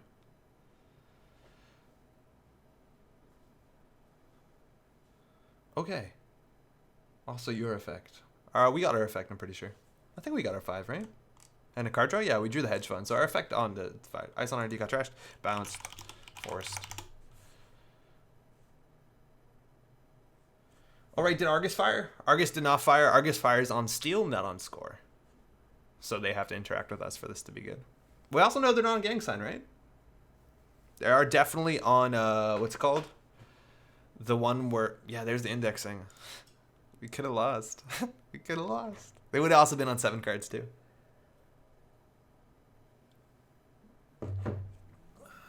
Seven points in top 5. That's actually kind of unlikely.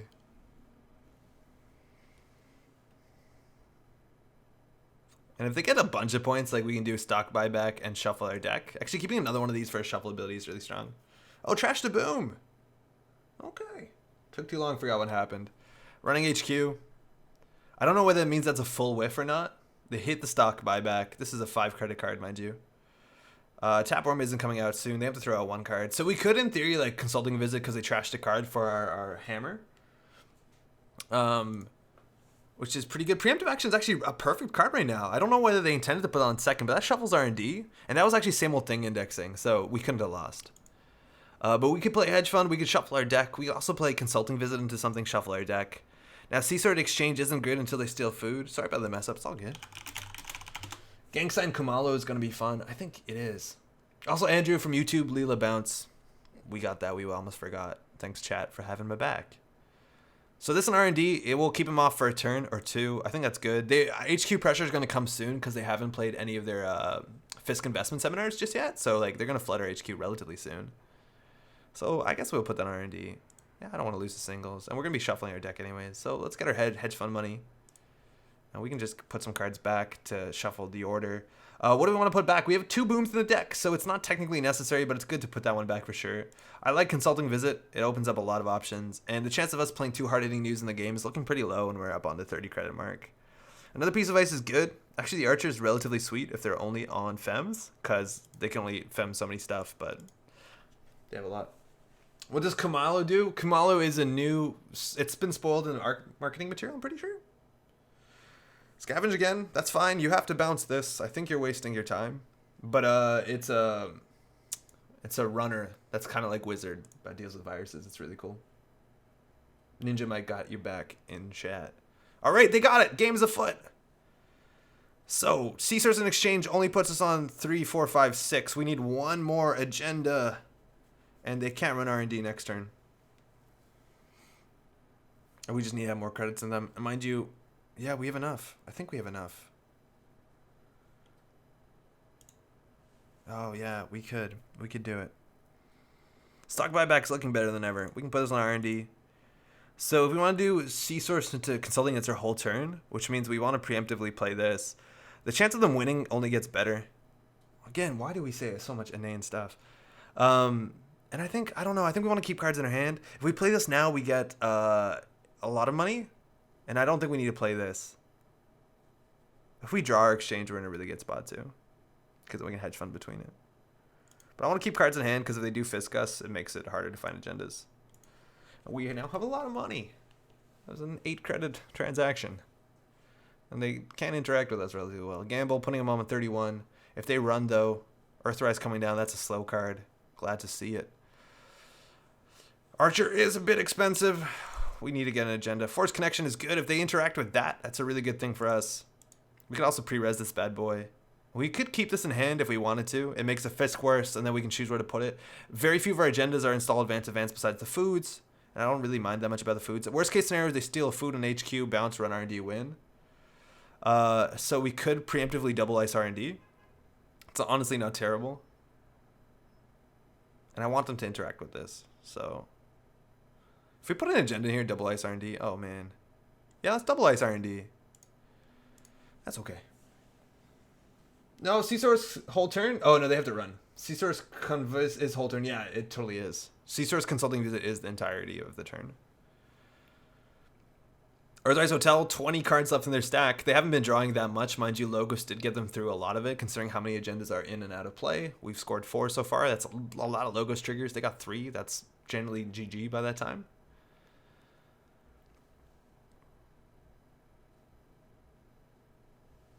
I think they know one of these. All right, single access here. So now C-Source is on. I think they're going to put that in the Tapworm. If we do C-Source Exchange, though, that's it. Like, we only do that once. Oh, the credit kiting's coming down. Fem. Let's go. They need to Fem the inside one. They did it.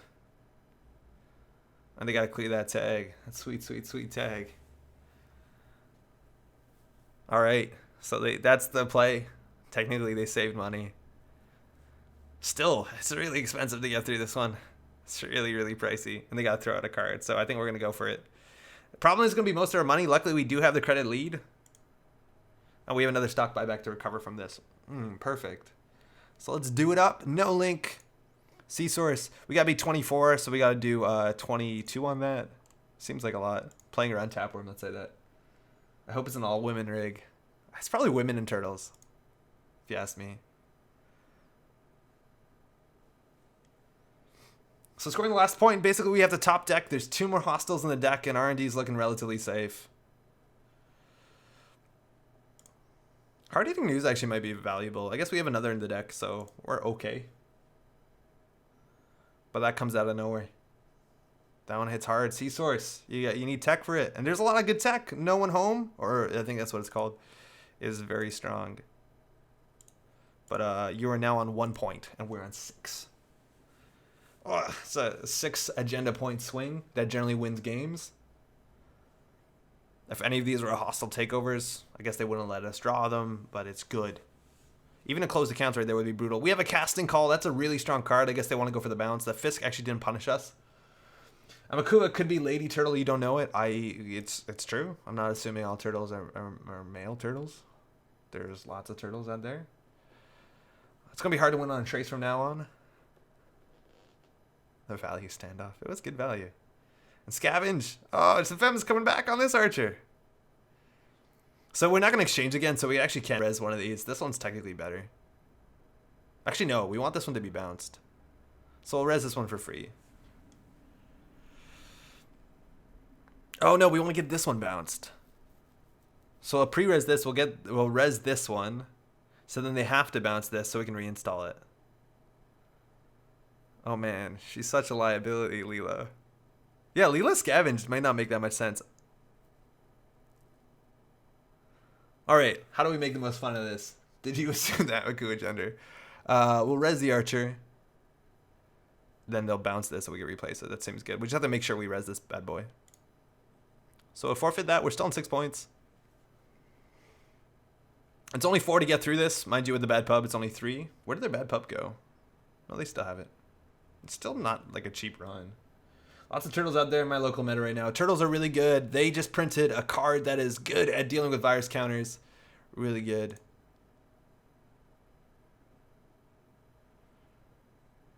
And we'll do an action before access. So now they have to bounce this ice. It comes back. It is weak to inside job. And they got nothing there. Okay. All right. Threw out the tapeworm. Threw out a second tapeworm. Tapeworm's off the table. No agenda up the top. This card, mind you, is a lot of money again. We don't have a lot of way to threaten it. Oh, so tapeworm doesn't matter anymore. Another Fisk is probably coming in soon. I think icing up HQ is fine. Actually, just putting this on HQ is relatively good because they need an answer. They haven't shown another breaker just yet. And this is like just as good as anything else. Putting this on the remote is probably better. Actually, no, I don't know. Love me some macrophage. Why not play tapeworm? I don't know. I don't think they have a lot of money. Like, I think they think that that's how much money we're going to have. And they have a lot of money. I don't think it's wrong, but maybe keeping one is good. Because I don't think we'd purge anymore. So stock buyback's only going to get better. The question is, where do we put our ice? This one we don't want to res, so we'll put this on HQ. This one we'll put on the remote. Actually, no, that's a huge mistake. Don't install things. We totally forgot about that. Oh, we can draw once. Oh, boom. Okay. Hedge, let's go.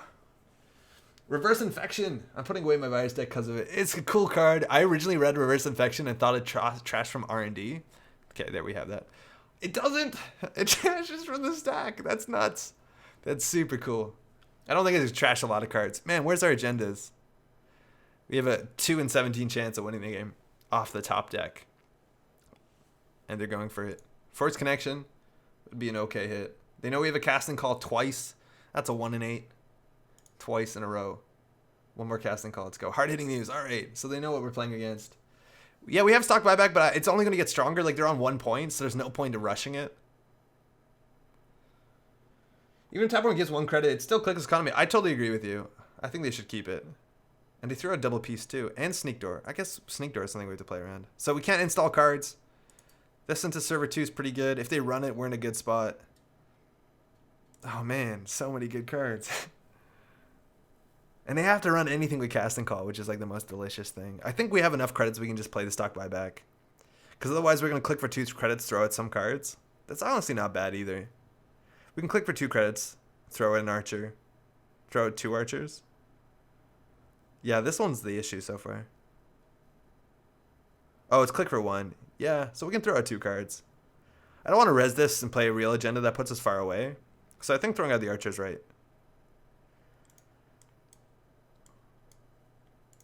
Mind you, there's still a lot of agendas in the bottom 16. And we still don't have anything. Oh, Legwork's coming in. Okay. I hope they run this server. Oh, man, it's going to get them nothing. Consulting visit. Yikes. Data Raven. Hard-hitting news. Data Raven, mind you, also weak to Fem. We're not running a lot of ice, but the ice we're running is relatively valuable. Going in again. 13 cards. 2 and 13 are just winning off the top of the stack. The FAQ is going. A lot of things are going on right now. Oh, shit, yeah. Oh. Oh. I think we win. I think we win. Why are they doing this last click?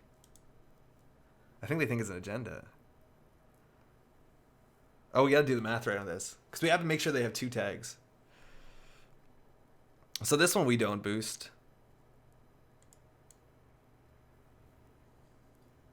Yeah, we win. Oh, wait, no, they have 7 cards. We don't win to boom. Oh, we do because price tag hits. Oh, shit. Oh, shit. Oh, also they have to discard down to 6, so no, boom is fine. Okay, this one matters. So they have 17. Remember when we said this was a cool card? So we want to do 3 plus 15 is 18, leaving us on exactly 4. Oh, way more than 4. Got him. And now the boom will kill because they have to discard down to 6, let alone we can still fire the price tag to give them more tags. And the boom survived all of that. Mind you, we do have a second boom in the deck, so even if they did trash the boom, we have the exactly 6 credits to fire this all off. Why did they have a tag when they ran HQ? I don't think they did. Did they? I don't know. Did they have a tag when they ran HQ? Oh. There she is. What do we want to do? We want to do the boom? Yeah, let's do the boom. That's more fun. Hey, good game. Boom. Good game. They never shook the C-Source tag. Oh, that's it. Professor Plywood has your back on YouTube. They never shook the C-Source tag. Good game. And I think without any agendas here, it's not the wrong play. It's not wrong. In theory, exchange of information for the false lead and hostile takeover is value. But, yeah. They've been tagged for a long time. Philip, how's it going? There, Bray. They have the tag. They never clear the C-Source tag. How are you doing, too? Aye, see there. Man, a lot of cool things happened. A lot of cool things happened, and mind you, yeah, look how agenda dense the bottom of our deck is. Just absolutely absurd. And I'm pretty sure that this deck needs less hard-hitting news and another copy of, this is really good in the early game, but another copy of Exchange, because that's how we win most of our games. That's a 6 credit swing, or 6 agenda points swing, which is, it's hard to understate that. Pretty good, got a new computer after some bad times. What did you get? Getting a new computer is always the most fun. Oh dear. How's it going? That was a fun game. A lot of tags on that server there. Yo, Steven, what's up, man? Yo, what up? You at work? This is Steven Ball. If you don't know Steven Ball, he does a podcast with V. Herman called The Source, or V. Herman, excuse me. It's really great. Nice deck shuffle. It wouldn't have lost us the game, Remy. I don't know what you're talking about. Did you cast and call anything? No. We didn't draw an agenda. Should be okay. No good movies. All right, let's do it. All right, this hand, huh? So we have this as a good early punishment. We have the Data Raven, which is good ice. I don't know whether this is Apocalypse or something else. This hand's worth keeping. You can even rush behind the Atlas on the Raven. It's not the worst. Rushing this is even better. Let's see what it looks like when you score one of these bad boys. Technically, you lost because you shuffled your deck when they DC'd. Well, because they same old thing indexing, it's not entirely true. If they just straight indexing, yes. Yes. Computer from a friend going through all Windows updates now. Oh, that's not great. So as long as we have more money than them, and mind you, this is probably a good old-fashioned max deck. Yep. Paperclip on the table. We're going to lose an agenda here. Yep. We might be in a bad spot. We need more money. Because as long as we have more money than them, and we're not forcing them to spend money, we can false lead hard-hitting news. MK Ultra in the bin as well. Oh, that's kind of rough. What do we draw here? It's better. Oh, okay. This technically costs us nothing, but I want to keep cards in hand. They can hit that from HQ if they'd like to. Scoring this next turn would be sweet. Let's draw their attention to the remote. Solo do, server 1 in credit. If we have to res this, we'll go down to 3, which is still enough to hostile out. And Data Sucker coming down, so this is just no nonsense, Anarch. And they can break this for 3. We're 6 and a tag. They can probably just take the trace. So going down to 7 is fine. It's still relatively taxing for them. They can either pay 5 and 2 clicks. Let's just jack out. And we can leave this card in here. Same old thing on the table. That will give them their levy. That's the second same old thing, so things are a bit dicey. I think we'll just core out the hostile takeover, which we'll lose right now. Oh, good. Scoring this and going down to 0 is pretty trash. And this gives the archer teeth, which doesn't have that much teeth right now, but That's a good piece of ice. Steven is a machine. Steven is a machine. I wanted to play the whole game with just Fem. Did get one kite off. Yeah, the Fem I think was kind of rough because we just weren't icing. Oh, they hit the force connection. Okay, so we can spend 7 on this. So they have to spend a lot, or they can... If we had more money than them, right? Like, if we spent all our money... Well, we can't really follow it up with something. At least it cancels out the dirty laundry. I guess less than that because of the bad pub. Max players are so mechanical sometimes. Most of them who end up playing never talk. Kind of a buzzkill. Max, there's a lot of you have to think about, so I'm not entirely surprised. They got the hard-hitting news again. Like, there's a lot you got to worry about. Double false lead's also really good because then we can do... it opens up a lot of plays. Hard-hitting news. Oh, do we play this? No, I think we just score this. They're not running on this one, though. I think this one's safe. Retrieval run means Amaku or Fem. This is a really good deck, for sure.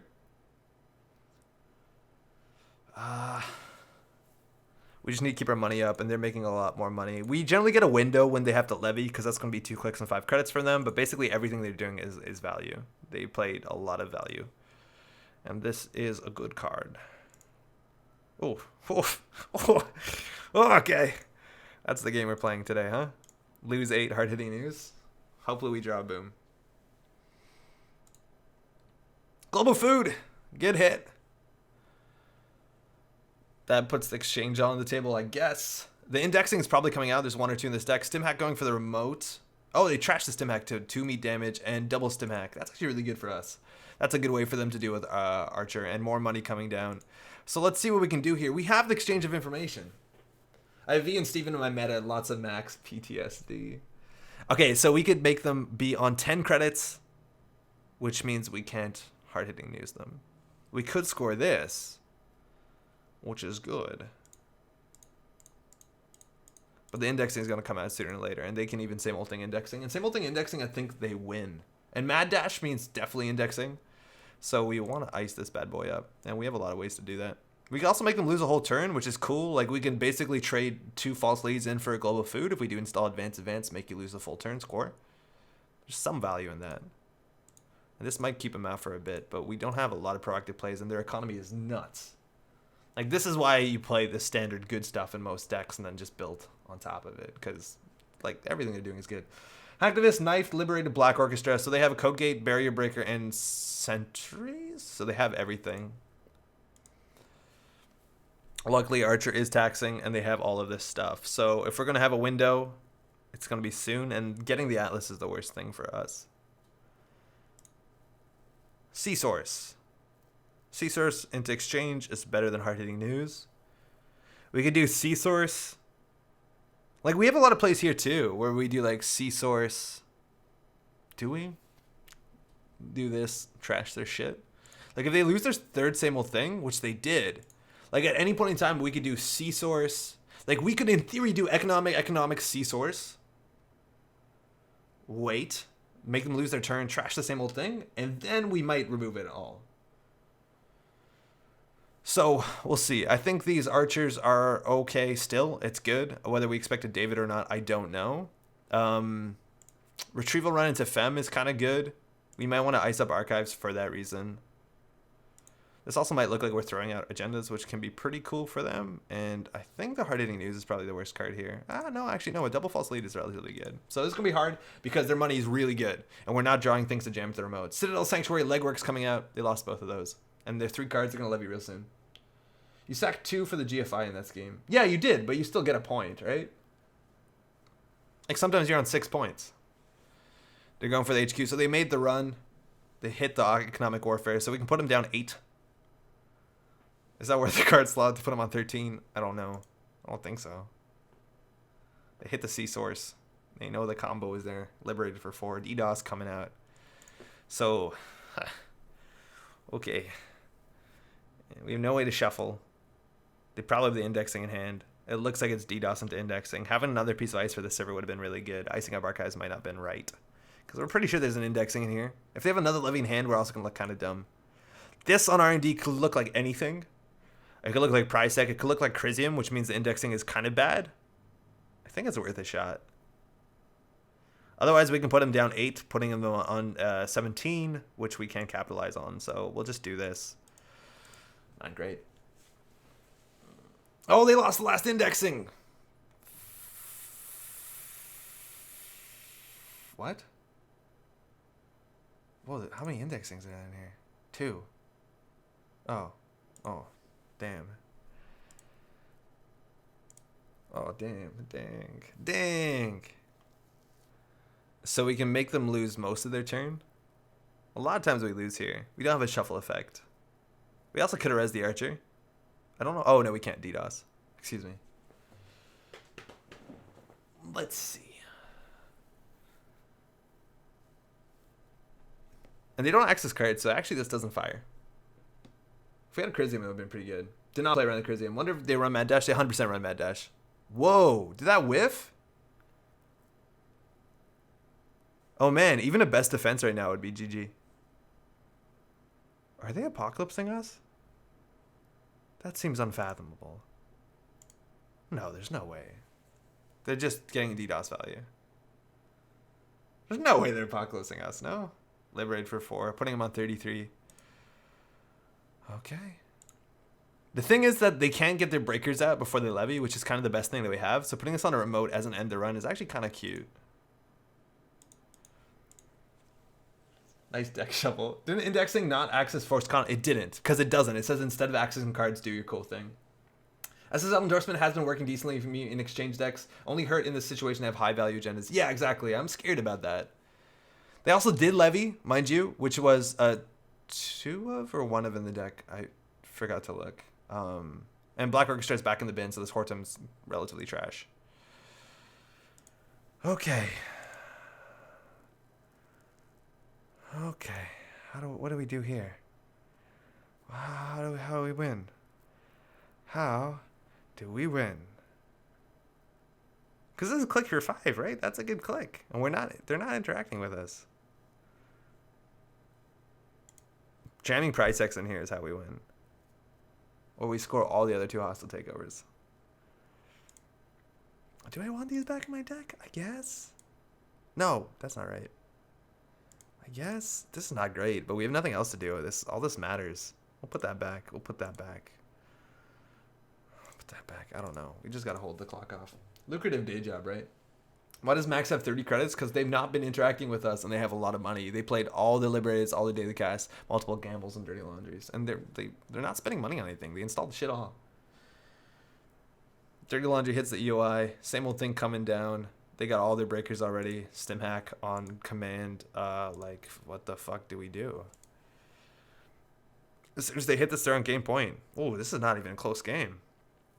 We got no false lead shenanigans. Never Brian Stinson level, even though we don't have Brian Stinson. It's just like good stuff max. Oh man, we can't compete with this. We cannot. We have no tricks. We just need to have more money than them somehow. And we just didn't jam enough stuff. And yeah, being on 5 points by turn 2 is... turn 3 might be an issue. If we put this in here, we basically lose. Keeping an HQ is technically better. Hard-hitting news seems rough. We need to make them run through Price X. Do you have this list on deck list on Netrunner DB? I don't, Janktivist. You may be able to see it on chat, indexing in the bin. If it looks like this real quick. Oh, my face is in the way. Oh, we'll pull back to that after. Dirty Laundry HQ. There's a 20% chance of this being bad for us. There are 41 credits. Mind you, we're at 20. Hacktivist comes out. Give me a Price X. Oh, that's actually good. Too bad, Pub. That's pretty good with heat breakers, let alone the fact that we run ice. Maybe they'll run out of cards. Maybe the deck will just get eaten by Max itself, and we'll have all our agendas at the bottom. Right on, thanks. Yeah, no problem. Remind me, I'll forget. Same old thing for Mad Dash to grab Atlas. Totally could have been a thing. It's risky. Do we forfeit this? We're on 4 points. If we res this, they spend a lot of money. And then they run through it multiple times. We didn't see it forked, did we? Yeah, I guess we have to res this. I miss Scorch. Yeah, I'll be coming back. Always struggle against good stuff enter because they're filthy rich. Yeah, they just have all the good stuff. Like, none of these cards are below power curve by a margin. Fire all. Oh, really? Same old thing with that indexed. Are they just knifing this? Or forking this? Citadel coming out. That's prevent all meat damage. That's fine. That's not how we win all the time. Oh, fuck. 20% off the top. Take the tag, and now the trace gets rid of the tag, so our ability is kind of moot. And now they got to get one good axis. Stock buyback is good money. Drawing an agenda. Oh, that's really good. Let's go. Let us go. Not out of it yet. If we get the sea source and the exchange out, we're in a good spot. And we almost could have done it. Oh, they have 50 credits. That might be an issue. Oh, fuck. This could have been a thing. You want to play the money game? Go big. Let's play the money game. They get throughout the second indexing in the Mad Dash. They have a same old thing for that. Labor account, 62 credits. Career Fair Daily Cast, another 8 credits. You want to play a game? Forcing against the draw is kind of bad. Any standoffs in here? 3. And with food in hand, so not great. I guess it's better in HQ than R&D, though. The real economic warfare over here, yeah, right? Combined 106 credits. And we just aren't jamming enough. And being on 5 points is a really big issue for that. Data Sucker coming out, that's some HQ runs for value. That actually saves a lot of money off the Archer. Eventually they break Archer for 6, 4 with 2 bad pub. Not too bad at all. And here's a 20% chance to win. EOI coming down. We can put him back 8 credits. Simply not enough. Economic warfare. Oh, fuck. 2020. Another 20 coming in. No, Stephen Ball taking the credit. Okay. Casting call is now useless. You can score the food. 100% we can't. If we install advance, they run it. And then we lose. How are we going to score that food? Is there something I'm missing? We can put them back 8, putting them on 56. Which clearly is not enough. Oh, we can score that food. I see what you mean. Putting us on 3, 4. We have to do that, right? I still don't know how we win at this point. I think we have to score this food. The problem is, like, we're not going to lose to HQ pressure. We're going to lose to the indexing. But we can do install advance, forfeit 2 false leads, score the rest of the food. That entirely gives up on our condition of C-source into something else. But we can fast advance 1 point. How many agendas will there be left in the game at that point? It's 3, 4, 5, 6, 7, 8, 9, 10, 11, 12, 13. So there's 8 more because I'm running 21 points. Tag them somehow. I think tagging them somehow is what we have to do. But again, a bit too many credits. I think we just lose this turn to same old thing indexing. Like, they have enough credits. They just go all in. If we hit these two, it just like decreases increases the odds of them finding an agenda. I think we have to draw and jam something in here. Ice wall, yes. Oh, excellent defense. Putting it on HQ makes HQ suspicious, so let's just put it on R&D. Click for 1. Throw out this casting call. It's now useless. Whoa, how did that happen? Oh, what the fuck? Credit. 1, 2, 3, 4. Yeah, didn't drag that card. I dragged that. That's super weird.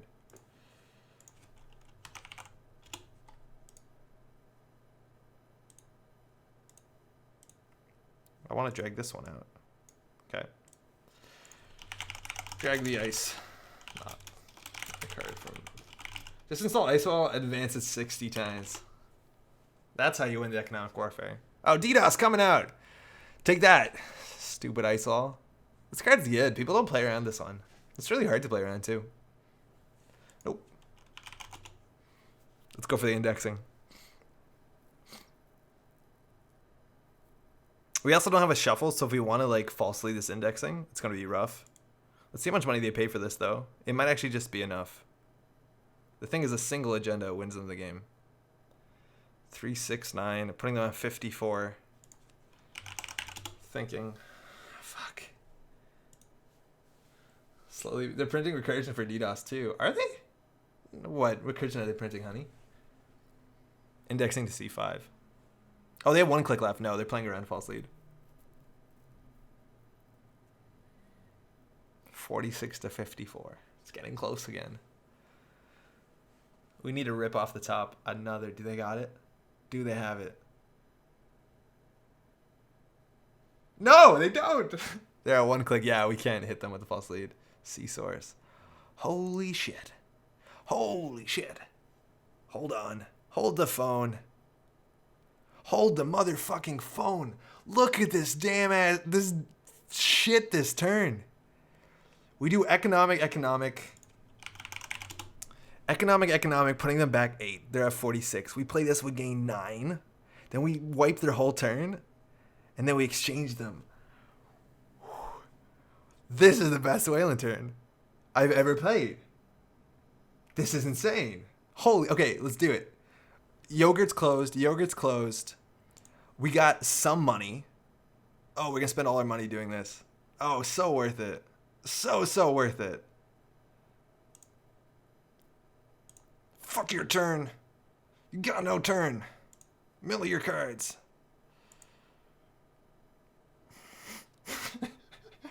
There's no way. Do we have enough credits for this? There's no way. Oh, this is 0. I did not know that.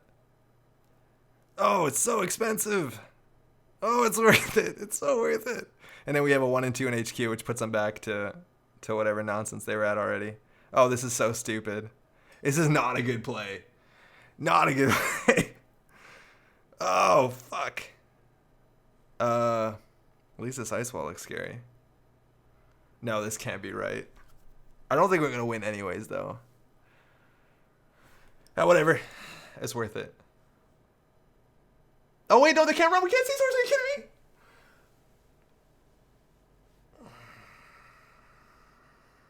Chat. Are you serious? The delay! Fuck. Funny enough. No. Oh, that's so bad. That's so bad. What did we do? What did we do? My God. Oh, fuck. Oh, there's that too. What's up? What's up, chat? How's it going? All right. Well. I might have goofed that up a bit. Jam the GFI for the laws. I think we have to. Oh, boy. That's good. The combo doesn't work like you thought. No. Can't. No. Oh, God dang it. Okay, well. That's a good thing about playing electronically, right? Because no one can call your shit. Let's go. Let's go! I see you respectfully disconnect. Sorry, man. I gotta go. Something came up.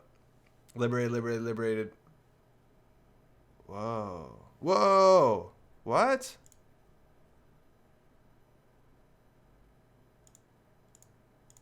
What? What just happened? Back in it. They only got breakers and single axes. Eventually. Please don't get apocalypsed. Do we want to res this archer? How many more archers are in the game? 1 archer. Yeah. No, we don't res this archer. Trashing their programs doesn't matter. Steven, what are you doing? Run the NGO front, my friend. And Data Raven also gets really a lot worse without the double false lead. Quality jank game. Notoriety for 1. Oh, man. Man, hit the boom, trash the boom. We'll get the baseball bat off the top. We'll rip it up. Boom! Okay, they hit it. They got trash the boom. Baseball on the top. It's a standoff. I think we want to score this, but that makes us draw, which is bad. Do we want to score this? We played both stock buybacks. We might as well score it. They also could have thought it's a stock buyback. Oh, we'll leave it. Is leaving it good? Is leaving it good? It detooths our server, but I think it's good. Oh, what a game, chat. They're doing it. They can't take the meat damage. Imagine we had 1 false lead. Like, this is a really good play. Because they slowly can't take the meat damage. Right? Because we'd false lead them.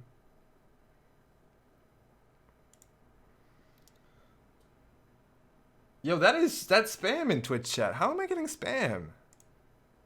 How do I ban that? Can I ban this?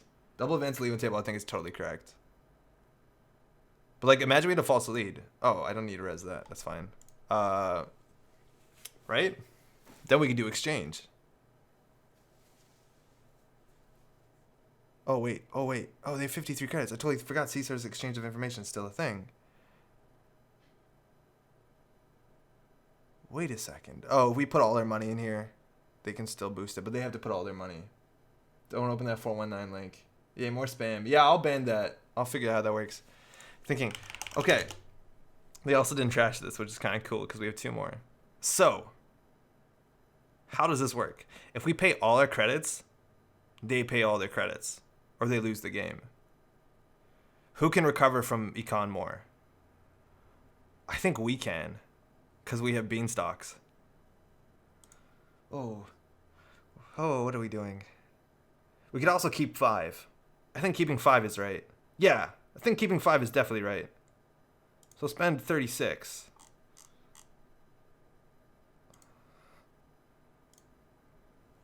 Yeah, you want to play? Don't fuck with me. Oh, God. Oh, they're on 12. So we do hedge fund. It obviously puts us on 9 credits. So we see source.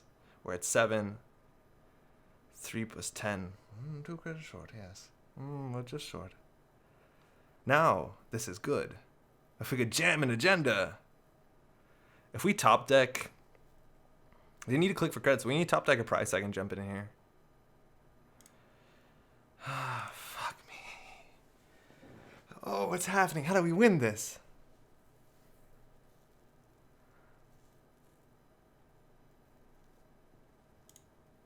Oh, fuck.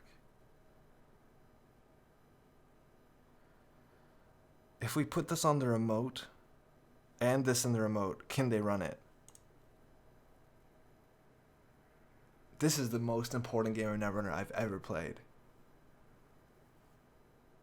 I think they have another stim hack in hand, so we can't. Unless they think it's a double bluff. So we could put this on here, which we res for free. It gives us just enough money for the Project Atlas. This cost them 4, 2 bed pod, mind you, 4 to install the breaker. 5. This they don't have to break. Oh, Tithonium and Jam. I don't know. Marcello, I don't know. Playing this seems bad. Oh, how many more agendas? Oh, God. How many more agendas are in the deck? We forfeited a lot of agendas.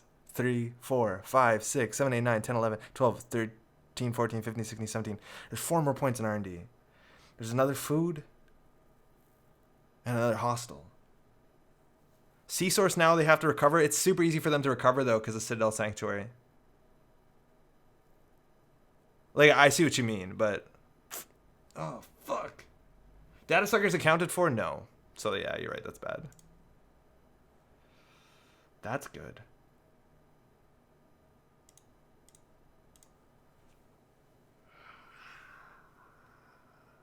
Steven, run the remote. Fuck! Okay. No. Oh, no. Good game. Oh. Kind of. That was cool. Blind the remote. No. Ah, fuck. We needed these price hacks. Because you were on 4. Oh, that's true. I didn't consider that. Oh, we're on 4, right. Stream snipe. Infinite Jester, how's it going? Thanks for dropping by. Well played. Because you threw away all your agendas. Yeah, a couple of them. I needed that last Atlas and then the hostel. Yeah, I think we should have been more mindful about how many agendas we have, because that obviously affects how he plays. That we could have jumped that in there, and if they grab this thing, they would let another trace happen, which is an issue. We could definitely once a Jemison boy, always a Jemison boy. Always a Jemison boy. Damn, okay. That was actually a really fun game, and that was a bit closer than I thought it would be. And remember how we did that terrible misplay? Oh, man. Those worked in my favor. I like the 2 agenda points I forfeited to get a free turn. That was cool. Oh, man. A single Audacity seems good. Single Audacity seems really good, Austin. I think we're gonna put an Audacity in instead of the recursion card. I think the recursion card's not good. What misplay? I didn't see anything. Yeah, we bought ourselves a turn. We needed that turn. That was a tempo turn. That's Time Warp. That's like a really good magic card from what I was told. Ways to throw out your false leads. Wanted to like index. Oh, he had some ideas. Same old knife, nothing. Oh, super cool. Yeah, because you could use same old thing so that we have I can't rob them of the clicks. That's really cool. Oh, check that out. Yeah, because if he had 3 clicks left, he could same old thing knifed, even if there's no thing, so he could steal agenda and steal another agenda. Otherwise, he would steal one agenda, we would definitely false lead. But yeah, do it out. It was fun. Thanks for the game, eh? Oh man, that was fun. All right, let's give this one more shot. It's 11:06. We still got like an hour of Netrunner in us, right? Let's do another one of this. Let's make some changes. I said we'd pull this deck up, so let's do that. This is what I'm working with right now. I like it. It's actually really fun. It's pretty good fun. Now, there's some weird things about the deck. Firstly, it's on 21 agenda points, which is not optimal, but with Argus, that's pretty good. So you could, in theory, cut an Atlas, or, excuse me, a Takeover. Don't want to do that. We didn't get our wake-up calls yet. Stock buyback has been a clutch, and I think we probably want a second exchange. I just don't know how to get that in there. I think we'd have to cut the casting call, which so far hasn't proven to be good, but if you draw that early, even if you like consulting visit casting call, free agenda. But let's cut the preemptive, which hasn't been that good, and instead play... we're not on 3 consulting. It's way too expensive and slow. It's just not good enough. We had a good card to put in here. I like an archive instead of a second exchange. Hey, Plywood, that's good. Also, welcome to this chat now. I see you came over to Twitch. Is hard-hitting news pulling its weight? Not particularly. It's good against weaker decks, which is like a really stupid thing to say, but if your deck doesn't have good economy, it's really strong because you can get that out early. Yeah, we only have 8 ice, Remy. That hasn't been an issue. Like, our ice is really good. The 8 ice, I'm not worried about. And having more ice does not actually impact our win in any way. Having more things to jam into remote does, behind an Archer. Like, there's no ice that's going to make the tax of Archer better than Archer in, like, a meaningful way. But yeah, archive interface seems good. Somebody said something in chat about, like, a card that we said we'd consider in here. What was it? It was, like, a really good... Oh, Audacity Austin. Thank you, from YouTube. I do like that. There's some cool plays with it. I think? Maybe this is just confirmation bias. We'll find. Forfeiting your agendas for Archer? Yeah, but that's fine. We have 3 standoffs. And, like, if you've tried playing Scorpios, forfeiting an Archer is good. It's better in Scorpios because you're removed from game, but it's something. Give me 1 second. Make sure everything's running okay. Oh, okay. Let's give this another shot. Archive memory. Yeah, so we could try that. We could drop a hard-hitting news for archives. Let's try that, actually. I like the sound of that. There's a lot of cool archive memories targets. Even, like, stock buyback is technically correct. Lets you shoot from 4 to 6 and puts you a lot of pressure on the runner. Yeah, I think it's the right call. Yeah, I think it's fine. Throwing out your hand, though, that might be the biggest issue. We can only play it if we win. Austin, actually, the more I think about that, the more I might think... like, this is a really good card if you're doing a fast advance deck with Atlases and Titan or something like this, but we can only play Audacity if it wins us the game, considering we have so many combo cards that this actually might be unplayable, unless we're on 5 points. We can give it a shot. I think it's totally worth... It also changes how the court runner plays. But Melange Mining, way too slow. I'd rather run NGO front, Remy, because that makes us run through the ice. Let's give this a shot. I clearly need a Meteor Mining. There's a new agenda that just came out today. I don't think it's a good fit for this deck, but I know a lot of people are really excited about it. It's a new Weyland agenda that people call it breaking news, but I don't know. I think I just call it a 4-2. Kim! Oh! Oof! That's scary. Best of luck. Have fun. Alright, Kim trashes them operations. We win with the operations, so not much. It's a big hammer. He also has a link, so let's find out about that.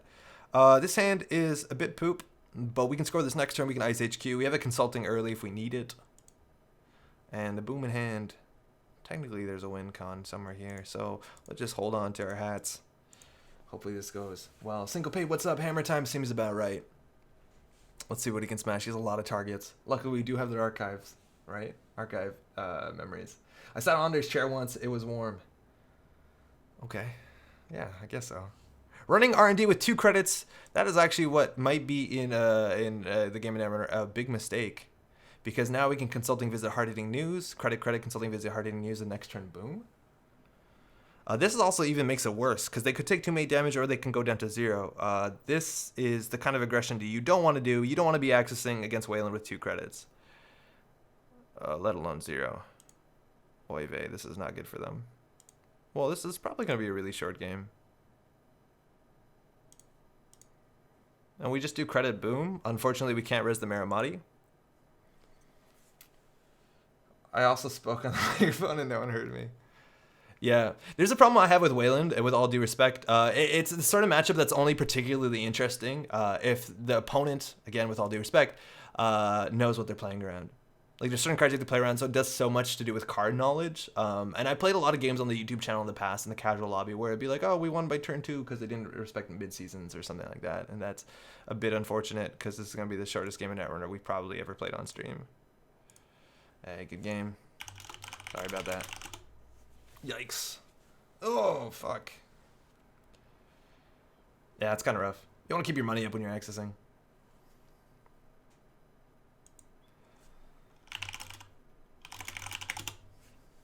All right, let's give that another shot. Hey, Aaron's in here. Canadian Nationals, mind you, is coming up real soon. It's in a couple weeks in Canada. I know a lot of people are actually coming up from America. I heard today a lot of like really competitive players. If you want to make it up, Toronto in winter, it's not that bad. It's a nice place. It'll be fun. Andre, what do you think of Jemison with Meteor Mining Armed Intimidation? How would that work?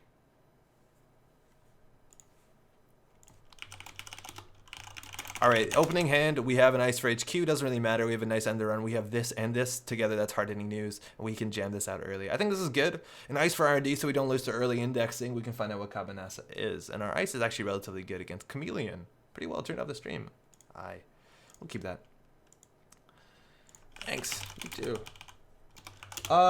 Meteor Mining's just not great, right? So you need to give 2 tags, which means you have to play double 24/7 news cycle. Which means you have to score a lot of agendas. I think you'd probably win by then. Oh, that's actually perfect. So put this in R&D. This is fine for a new remote. We can just click for a credit here. We need to just grab an agenda and jam it behind Maramati. Getting an early, what's it called? The one where you stand in front of the truck, standoff. Be really great because we can get Value Archer. And Value Archer is pretty good. Stream sniper confirmed. Score Armed Intimidation somehow and sack it in the same turn to fire the mining. But then you have to score the mining as well. Jamison, a hard-hitting news, false lead, Meteor Mining. Jamison, hard-hitting news. Paperclip in the bin, so this is not as good. It looks like we're a trap deck. It's because we are a trap deck. Server 1, Server 1. I think they don't have enough economy to contest this, and we can pin for both of them. And then if we pay this, we go down to 2, which means we could do credit, consulting visit for 5. No, we can't. Armed of Intimidation take 5 meat or 2 tags, so you almost always take the 5 meat. Jameson, hard-hitting news, false lead, Meteor Mining. Well, you might as well just do boom at that point, right? Oh shit, misdirection? Okay, well they know what we're up to. I guess with Argus that makes a lot of sense. And SMC coming out too to stop the fast advance, but if we score this, we can fire both of them off, but I think we want to get this points on the table. And their economy is ramping up a bit. Misdirection is kind of a big deal. We need double false lead to get around misdirection now that it's installed. So hard-hitting news is basically not a card we're gonna play. It's all good about C-Source, mind you. We have 2 hard-hitting news in the deck. Canadians are too polite to turn them away. How do you feel about other nations coming to your nationals? Not Canadian national winner might be weird. That actually happened last year. Josh Wilson won Canadian nationals, and I think he's coming back again. So I encourage it. People come up. Last 2 years ago when I was playing in the nationals, there's 1 American in the top 8. I think you're just gonna like do this a bunch. No, I don't mind. I think it's cool. I wish more Canadians went to American stuff. That's what I'd be more interested in. Peace coming out. They can't run. We got 4 points for just doing nothing. And they also gave us the 10 credits we very desperately need. SMC coming out. Probably equivocation. I don't know what else they'd want. Maybe they have a weird combo. Houdini. They're on stealth. I don't mind. It's more people to beat. Wow.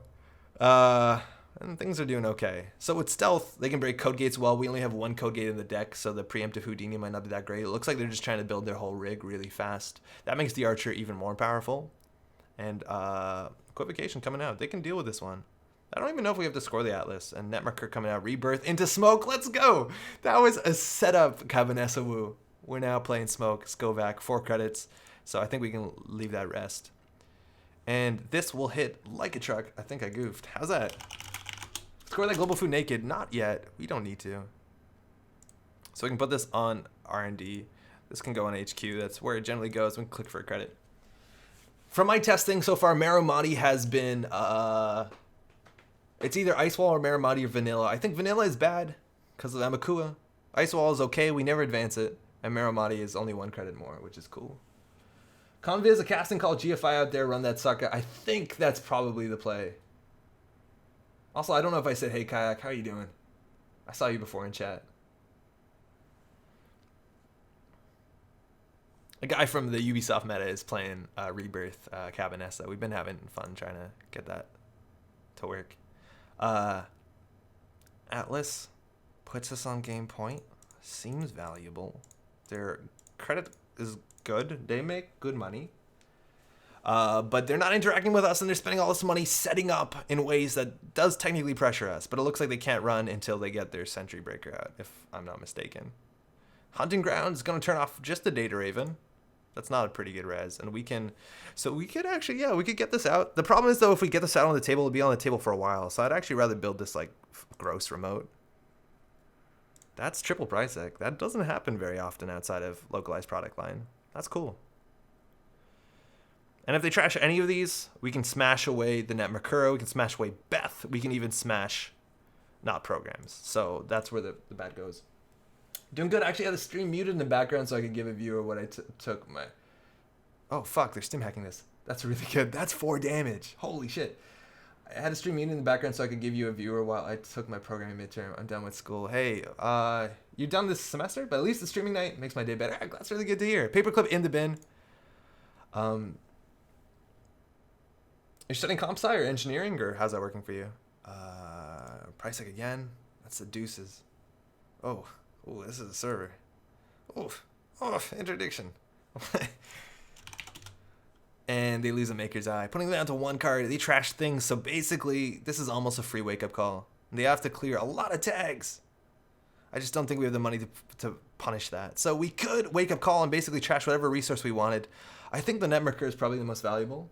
No, done like I'm super frustrated. Graduating college ended 2019. That's not far away. It only gets better the later it goes. I promise you that. It gets more interesting.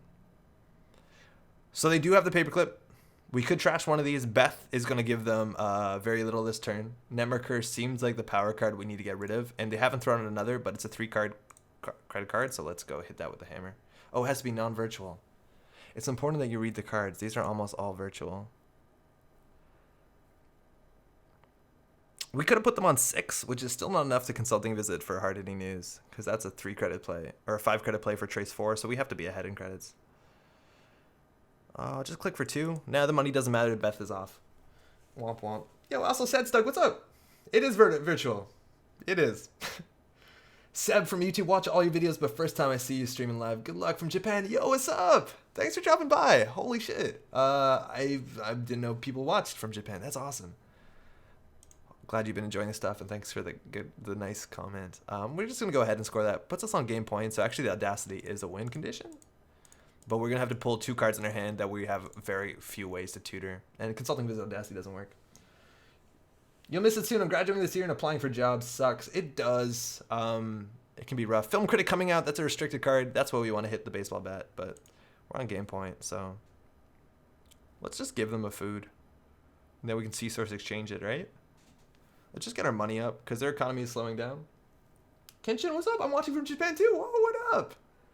Maybe you know Seb from YouTube. I don't know. I know there's a lot of people in Japan. I'm not. But, thanks for dropping by. What time is it in Japan?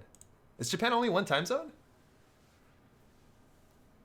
It seems like it might be, considering it's vertical. All right, what are they looking for? 13 cards left in their stack. This deck also might want snare, right? Yeah, good luck on the job hunt. Juggling majors off and on since 2009. I just want to be out. It took me a lot, like 6 years to go through university. I switched majors. It was kind of difficult to do. Taking 18 hours. It's 1 p.m. Hey, good afternoon. Remy's calling me racist in chat. That's good. 4 hand size. This puts us on game point as well. They are not interacting with us. They made 1 run. Kind of slag, bro. Started as we playing SMC from hand, still not enough rig. No, they're still missing their Sentry Breaker. If they run right now, it's going to be really bad for them. I know there's a lot of people in Japan. Plus minus depending on where you are in North America. Time 1:20. 1 time zone, lunchtime. All right, Divey's coming out. If you want to use that to break the Archer, it's still like 1 billion credits. Oh, no, actually not that bad. It's 7. That's technically affordable. JST plus 9, and Mirror is getting in the bin. I don't like this console that much. I don't think it's actually worth it. There's better consoles. Our credit differential is big enough. We just need to draw the exchange of information. We also just need to give them agenda. And we have the hard-hitting news, which is just like a value play if we want to slow them down, but it's hard to punish them with that. I think we can just draw. That's an issue. Okay, well, this one's not great. Actually, this is pretty good. It's technically ice they have to break. Cost them 3 credits, 2 of them being stealth. Oh, no, 1 being stealth. Okay, goodbye. Divey is standard syncope. I think a lot of people play Divey because it's really good at dealing with Miramati. Komainu. People used to play that. People were playing for a while. Ashigaru and CI. Like, there's some reasons why Divey saw play. It's also sometimes a cheaper barrier breaker if you're not running Paperclip. Cheaper than like Inti for big strength stuff. All right, single axis here. They got the GFI. That's what we want. They're going to host it on the Film Critic. That's fine with me. But once they add that to a score era, we can come for it. We can even do C-Source Trash Film Critic, which is technically not a terrible play and maybe actually worth doing once we see the second Film Critic come out, because then we have the casting call, and that's gross. Paul up. That's a cool tech card. Okay, so if we have the audacity, we can score this bad boy out. Oh, well, there's the winning agenda. So let's do a ruse. We can install this in a remote. I think it's best to install this into a remote and then just let them have it. And then next turn, they don't have an SMC, so they can't stop fast events, so hostile takeover, we're good. It's really good against Tour Guide, it 100% is. I think the Divey was very popular for Tour Guide at the World of Meta. This is time for Naked GFI. Naked GFI could be fine. I think Naked GFI would be okay. But they're checking this, and I think they're going to want to Film Critic it. And that means that they can't really steal another agenda. We just score this bad boy out. We're good. Install your agenda naked. Yeah, 100%. And look at that. We scored everything from hand. And C-Source Exchange was on the table, and that's why I think running another exchange is probably better than the hard-hitting news. Because this card was useless with the misdirection. Thanks for the gaming. Okay, let's make another change to this. Actually, no. Do we need to? Yeah, I think I like C-Source better than hard-hitting news. Maybe we need closed accounts in this instead. Did we try closed accounts? We could try closed accounts, giving us 1 more influence, which I don't know what we could use. We could replace Beanstalk with like a green level or something bad like that. What happens to hosted agendas when you trash a film critic? They go into archives face up. Try my FA Babe deck. Snare is good. Sevo also, what's up? I would maybe consider putting a snare in. It's really good again with false lead. Let's do another. I want to see what the Archive Memories does on Audacity. We haven't seen that yet. Let's give this another shot.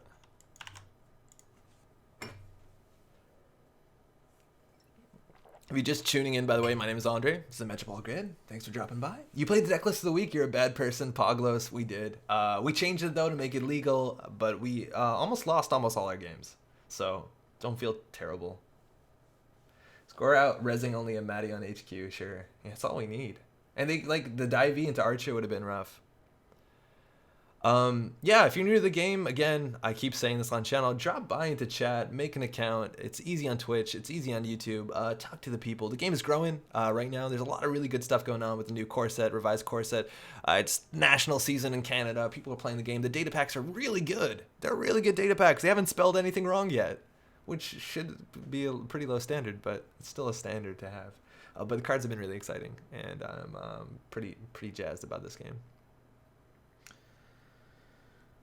The second they deploy Friday Chip to JNet, acid decks are done. Yeah! Oh, we're playing against Remy. Oh boy, okay. Yeah, it's going to be a big deal. But it's also just good. Like, Imp, constant Imp is basically how Anarchs are changing to be. Oh, we're playing against Sunny. I like this hand. That's really good. Sunny can't deal with Archer, really. Best of luck, bud. Close stream. What's the TV show that's going to have Netrunner in the first episode? Oh, it's like Billions? I think it's Billions. I think it's like an HBO thing. I might be mistaken. But they were casting Netrunner. Yeah, it's Billions. Perfect. Let's go jam this out. All right, so we overdraw here. The Boom's actually not that valuable this early in the game. We have another one. Data Raven's actually really good against Sunny. Not really. But we want to do this next turn. So we have to throw something out, which is a bit unfortunate. Scoring that first turn is never easy. So I think the Boom is going to be the hardest. She's probably going to be running Citadel Sanctuary. Maybe even no one home. Maybe Remy's jumping the gun a bit. Also, shutting down her money is really important in the early game. I like to keep this. I think actually, no, the Raven's probably worst. She's definitely running Citadel Sanctuary. And Trace 3 is just not good enough. Especially with one bad pub she'll have soon. Wait, what? Yeah, that's awesome. So Kayak Ninja, what happened is they put out... Double Underworld. That might be a bit slow. They put out a casting call for Netrunner experts for a show they were shooting. Is Billions good? So honey, sorry, I've never seen it. I think it's about Wall Street bankers. And I think like they contacted Dan D'Argenio specifically, being like, hey man, you got any guys in New York City that are good at Netrunner? We want a Netrunner specialist on a television show, which is like the coolest sentence. But I did not see it. So we pay 2 for that. So Security Nexus does this well. Top Keck. Steven, what's up, man? Good game, dude. That was a really fun game we played. Citadel is a really good card, and we're coming out with 3 credits a turn, so the name of the game is Rush, and Rush is what we can do. And we can Economic Warfare to make them lose 1 credit. This is the title of the first episode. Ty goes to the runner, but I don't know much else. Fuck off. Wait, for real? Holy shit, I want to watch that first episode. They know how to build a market. Consulting visit. We can actually do consulting visit into Hard Hitting News right now and have a really short game. Yeah, fuck them. Good luck, bud. If you're just tuning in, this is Remy in chat. He won a store championship this season. He's doing pretty well for himself, but he's always capping in chat. So shout out to Remy for dropping by. He's here pretty regularly. And only can clear 2 tags, my dude. My dude. Oh, we had it all. We had it all. And the credit kiting was coming out. Had it all. Group viewing, let's go. Yeah, it's super nifty. Already good. Gonna be clutch against armed intimidation. Yeah. It's good. It's really good. He leaves. Yeah, okay. We'll do one more. That didn't count. By the way, also, if you want to tune in, Moxwall streams just about after we stream. I think we've hosted before on this channel, but if you want more Netrunner after this ends, or if you want to leave in the middle, no hard feelings, that's a thing too. I'm glad that people are playing Netrunner online. Let's do that. Let's do that. Ouchie, yeah. Remy got a bit too confident on that face check. There's no reason to face check. There was always going to be an end run ice, I think. And it's either like something really big, which, yeah, we paid 2 credits for the ice, or it's like a vanilla, and they have to go. What a shame play. Yeah, I don't think there's a lot of reason to face check that ice, Remy. Like, if I res a vanilla or even like an enigma, it's not going to be good for you. That being said, we did draw everything. And we also had, to boot, we had economic warfare. So even if we had more money, we'd be economic warfare, hard-hitting news. That being said, if we did that, we'd be in 1 credit short for Boom. I forgot about Boom. I almost threw it out, too. First turn, we almost overdrew Boom and threw it out. I'm glad that didn't happen.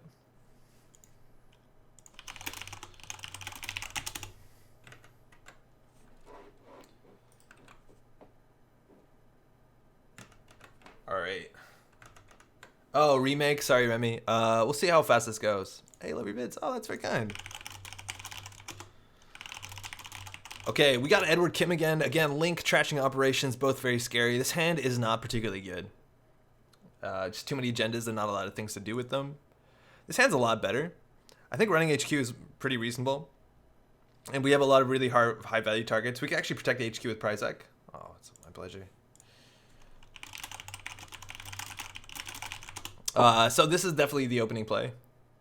This gives bad pub, which makes trashing easier. It also basically gives Edward Kim 2 link on runs, which is only relevant for Data Raven. And actually, in some ways, Force Connections is bad with bad pub. But I think we're going to start with that. That gives us Archer fuel, and we can start. We can also technically free res this if it is ever hit some valuable stuff. Maybe running Bagat. Even Film Critic would not be surprising. Yeah, Yogurt's really serious business. Seb, is this your regular streaming schedule? Fridays around this time? So technically, Seb, for me, this is a Thursday night. Tithonium, perfect hit. This is Thursday, and on Eastern Standard Time, I start streaming around 8:45, and then we finish streaming around midnight. This is very standard. And they hit the economic warfare off top, so good for them. You can run again, see another card? I think this actually would scare you running early. Maybe not. I don't want to free res this until it hits something, and if it hits the Earthrise, it's pretty good. Okay, so what do we want here? We want to get this on the table so it has value. Beanstalk is not that good. They're going to have like a little slow start here. They're going to be opening with 4 credits, 5 cards, so they might not want to run. We don't have a way to punish them if they do run. Best case scenario, we top deck into hard-hitting news, because then we basically have the nets. We could ice up R&D. That's so spicy. I don't know what it is. HQ pressure. We might want to actually stem the loss on HQ. If they run R&D, they're going to find agendas, and that's actually pretty good tempo for us. I'll put this on HQ for now. And I don't actually love price tech on a central server. I like it for the remote. I think it's important. If we res this, even for 9, we get some value. I don't think it's bad. Baseball bat works off Kim. Yep. Kim is trashing. He's doing the trashing, not the corp trashing, so we can baseball bat him right back into the hammer. We can take swing for swing. So 4 credits, kind of clumsy. Generally have to click for a credit at some point. And they're checking this. Oh, perfect. I'll pay 2, get the meat damage. That hits a special order, a bit of a slower card. They definitely want that in their deck. That might mean they're not playing Inject. It might even mean they're not playing Heat Breakers. And I don't know if they can afford to trash this. They actually trashed it. And because they have to clear the deck, they can't go down to 0. If we top deck, which again, they could trash it, but if we top deck any sort of consulting visit, they're probably fucked. If they trash a consulting visit right now. Oh, that's also really bad for them. They lost his Sakon. Scrubber. This actually seems, this could be just like Deluxes and Corset and stuff. Please no consulting visit. They hit a hedge fund, that's fine. We don't need that card. They have 0 credits. And we did hit this. Fuck it. Let's trash the Earthrise. Putting on 0 cards, 0 credits. I guess we could top deck into the consulting visit. Now consulting visit's off. We could top deck into hard-hitting news. So I guess we draw. No, that's fine. We'll just smash this. And they have to trash it because 4 meat damage would be lethal. So 0 credits. 2 cards in hand. Accessing to snare kills them. And they're about, the Earthrise Hotel is about to be woken up. Sea Source into Boom. You need 2 tags for that one. Scorched Earth will be back soon, right? Then we'll get, this deck will get more teeth. Whoa, that's not a trace. No need to trace with a baseball bat. All right, so they gotta really slow down here. Again, like the hard-hitting news play is still online. Trope is recursion. I don't think the game's gonna go long enough for that to get value. And we can just actually rush out this Archer into the Project Atlas. I don't want to res this unless it hits something, but we can actually get like a token on this, which is definitely worth the resing Archer. Yeah, wake up call at the hotel. How fitting. I didn't even realize that is actually super good. Good morning. They might just let that go. They could face check. No breakers in the bin, so like not that much punishes them. Again, they're accessing. Snare here would be kind of rough. Hit the casting call. Oh, that'd be a good top deck. And again, we're bleeding cards here, but if you draw the hard-hitting news, it's basically GG. And another access. Again, I don't know. Like, they hit agenda here. What do they do? Like, they have to take 2 meat damage. We just score this. It lets us hit the hard-hitting news. And then the game will probably be pretty short because they can't interact with us unless they have more money. 4 credits and a click for 2 cards. That's some terrible value. What happened, Austin? 4 credits and 2 clicks. Oh, for the third Earthrise. They hit the stock buyback. That's fine. We didn't want to draw that. Let's say the hammer's helping, and the hammer's actually hit a lot of things here. Train is coming. The train is coming. They're in a really bad spot right now because it's just going to be Beanstalk credit hard hitting news, and then they can't get through the Tithonium, so they're going to die to boom. If they have a tech card, we could do C-Source trash the tech card if it's a resource. If it's Citadel. Guess that's happening now. Ooh. I think they might have found a hard hitting on top. And I guess even if they trash the boom, we could Project Atlas for an Archive Memories. We could Project Atlas for the other boom. So I don't think it's stoppable at this point. I think they've already, like, basically they've already goofed it. We'll see. Darn, once per turn. First time.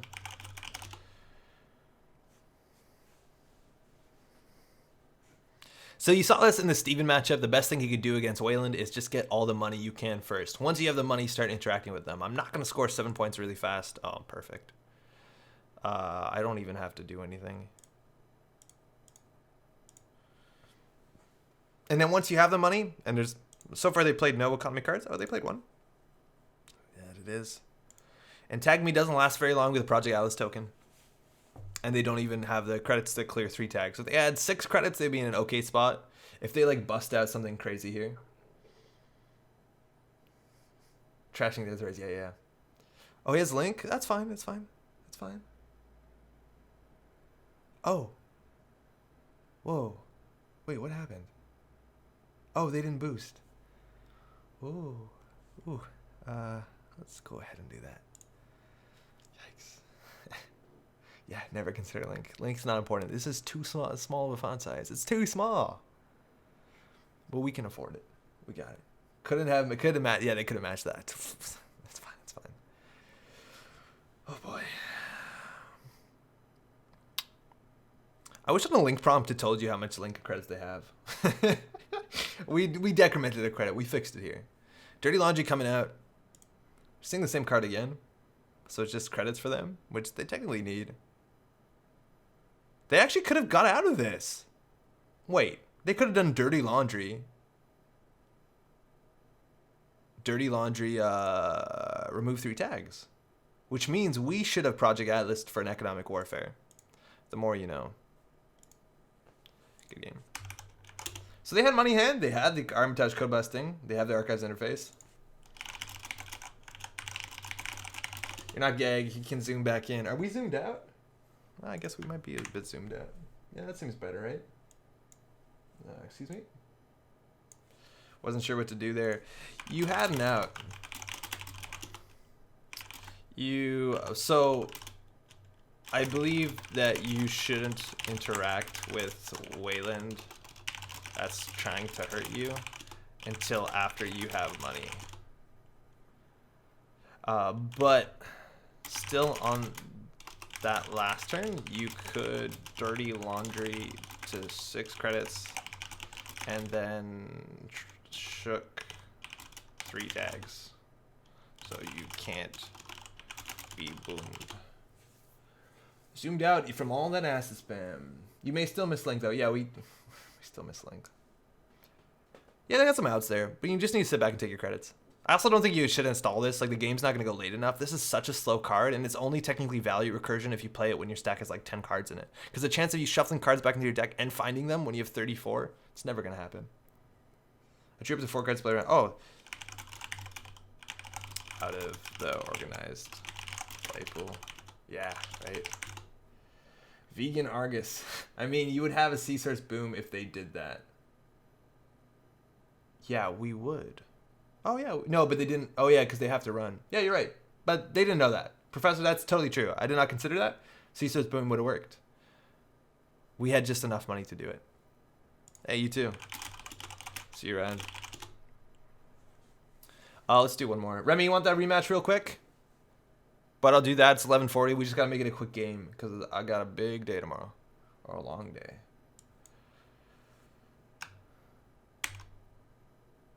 Remy, you got to hit me up in chat. Yeah, but he paid 1 less. No, we fixed it. I decremented my credits on this turn. Remy, you ready? You said G. Okay, I'm gonna drop it in. You gotta join up real fast, man, because I don't want to say private here. Nailed it. All right. Rematch. Sunny. Hand. Good enough. Do this. GLHF. Okay, so this is a good enough hand. We have a sea source, which has value. We can actually, like, in theory, cast and call this out. Not might be the best, but we can always archive memories for cast and call, and I actually like that a lot. Well, same to you. I've seen a lot of COTC cards getting checked in. I bet they deploy the pack tomorrow or Saturday. That'd be sweet. Last time they did it, though, they had all the cards implemented, but they were testing them pretty seriously on the other server. So maybe it'll be slower. I don't know. Let's just advance this once. Why not? It's a good card. You want to take 2 tags and a meat damage? You want to take 3 tags? It's up to you. And that's a bit of a slow start. We can capitalize on that. Now, it's going to be really expensive to get all this stuff down. Funny enough, you can actually like use this to protect a server. Like you can pull Pricex and then like build a remote server on it. That's a bit crazy, but if we steal this, we can't really punish them, so I don't want to do that. So we'll put this in a new remote, and we'll put this next turn. Nice false lead. Thanks. Hey, Poglos. Did you jump over chat? At least kills her over quickly because it's Sunny. How could you kill her? Aw, sometimes she steps out of line. Sometimes she gets too deep in the servers. Another slow econ card. Eventually they will eclipse us. Hopefully not soon enough. We just got to keep our money up. With 2 of these, we have a pretty good game on our hand. Now, Citadel Sanctuary is still good if they lose all their clicks. Official post for the Council of the Crest went up on FFG's website today, so some stores probably have it. Tarmus, it actually released today. 100% it came out today. In North America, at least. The thing is, like, when it's showing up on Jinteki.net is the interesting thing. So, if we score this, we have very little money, and they have a lot more money than us. So now it's going to be difficult. They're getting 3 credits at the beginning of their turn, 2 cards, but we can at least fast advance a global food initiative. Someone post the art for another day, another paycheck. Her family will be loved. Consulting visit off the top. Depending on what we top deck, credit cutting coming out for the Nexus. They're going to clear the tag on that one. And Nexus is out, which I don't think you need to rush this one out. It's really good for Archer. But depending on what we top deck, ooh, I think we're just short credits. So, don't fuck this up, Andre. Remy has 3 link. Sunny. We can put Remy down to 5, putting it around 8. Then we can do credit, consulting visit. But we need 6 to follow it up, so it's technically bad. Huh. Link lol. Oh, power tap. Oh, Poglos. Nice. Okay, so they'll be on 5, 6, 7, 8, 9. Okay, so this would have to beat. No, it's just not happening. Go fast it is. Does that change anything? No, it's the same as economic warfare. I would have fucked that up. Power tap, I would have goofed it. Well, this is pretty good money. I think we can just do this. Our hand's like fucking loaded. We could draw and throw the stock buyback. It's not the worst.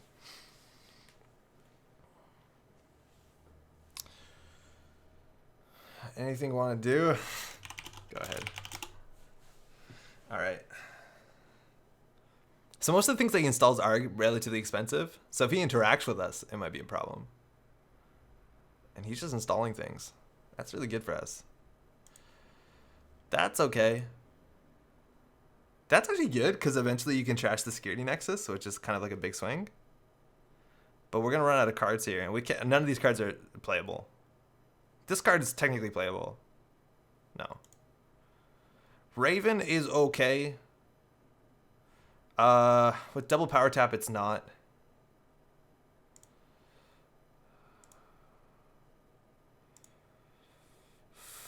Okay. This I like. This we don't need. This is not going to be good anywhere near soon enough. We need to go fast. All right. So we had a good opening at the beginning. Baby's coming out. And they're only making 2 credits a turn now. So, maybe. And there's a Citadel, and that's actually a really big deal because now Sea Source is relatively bad. Even if we false lead them, it's not good. That being said, as they take a tag, oh, this one's, I like this one. Double Archer is going to be an issue for their deck. We could have probably installed advanced events left in there, but we want something to exchange. I'm having a problem with this new Sea Source art. I'm confusing it a lot with exchange of information. It looks similar to me. Oh, they actually trashed something. Trash symmetrical visage. Oh, you want to dance? I'll dance. I know how to dance. So, you stand in front of the truck and you take turns. And now none of these cards he should trash. Ha. Thank you. So we scored an agenda. Trashed a Raven. Hortum, probably don't need.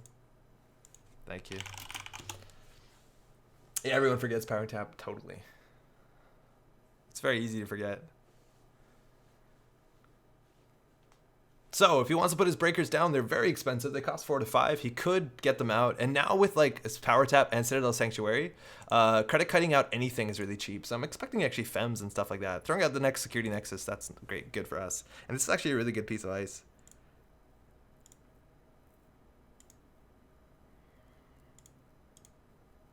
Let's see if he runs this.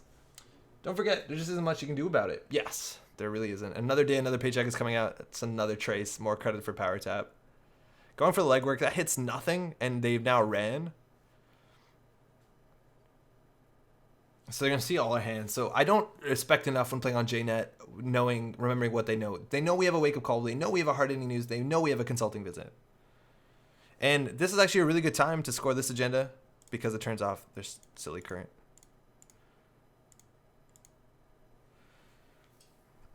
And we now have more money than them. We can also trade 2 false lead into a Project Atlas if we just want to get that out of hand. So, is this good? I don't think this is good. We can also just win the trace on the ice wall. We can just win the trace. Like, they need a breaker to get through it. Yeah, I think... What's worse? The Sea Source is worse or the hard-hitting news? I think the hard-hitting news is strictly better.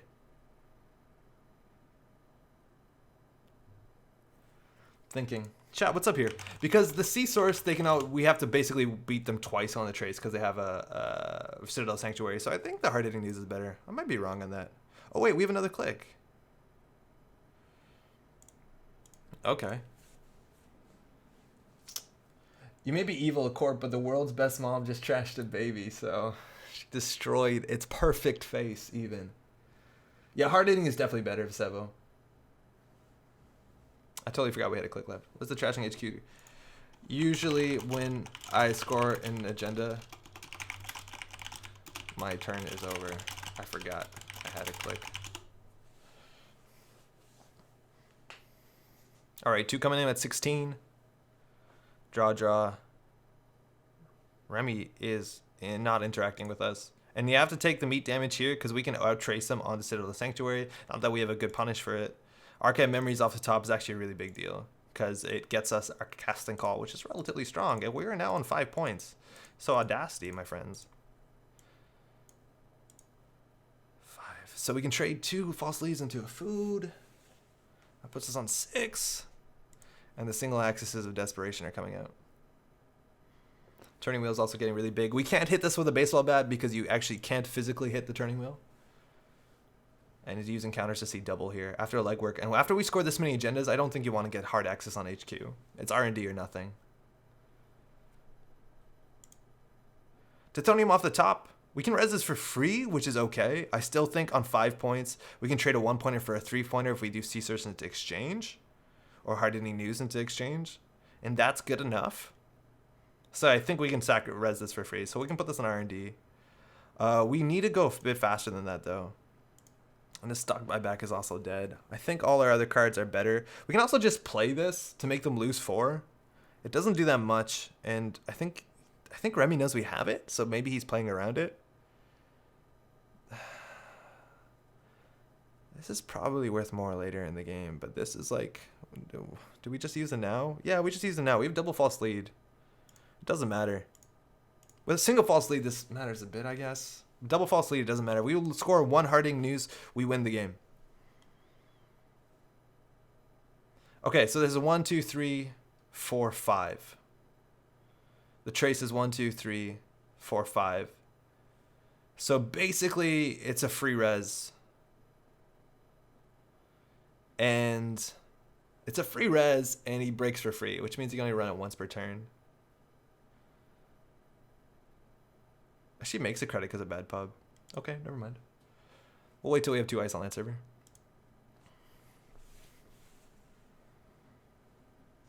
Oh, we can also prevent the baseball bat with the Citadel Sanctuary. Yeah, the bad pub Poglos. It's technically credit positive, so we don't want to do it. The turning wheel is going to be an issue eventually. And I need to lock the top of the deck. Credit kiting coming out. What's a Fem coming out? It's an Earthrise for actually credit positive. Oh, wait a second. So Remy has... No, we can't beat him on this. So he's actually credit kiting gives him 2 credits. It's pretty good. 6 credit card. Hey, Entropy. Wait, I distinctly remember I'm not streaming Thursday theme. Oh, no, we just missed last week. We just missed last week.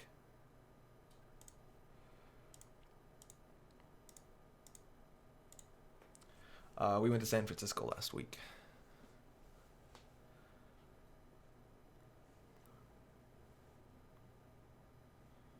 All right, they're going for it. So if we res this, they gain a credit. But they're going to be spending their credits anyways, so this is fine. He thinks. I'm behind. Hey, well, thanks for coming in.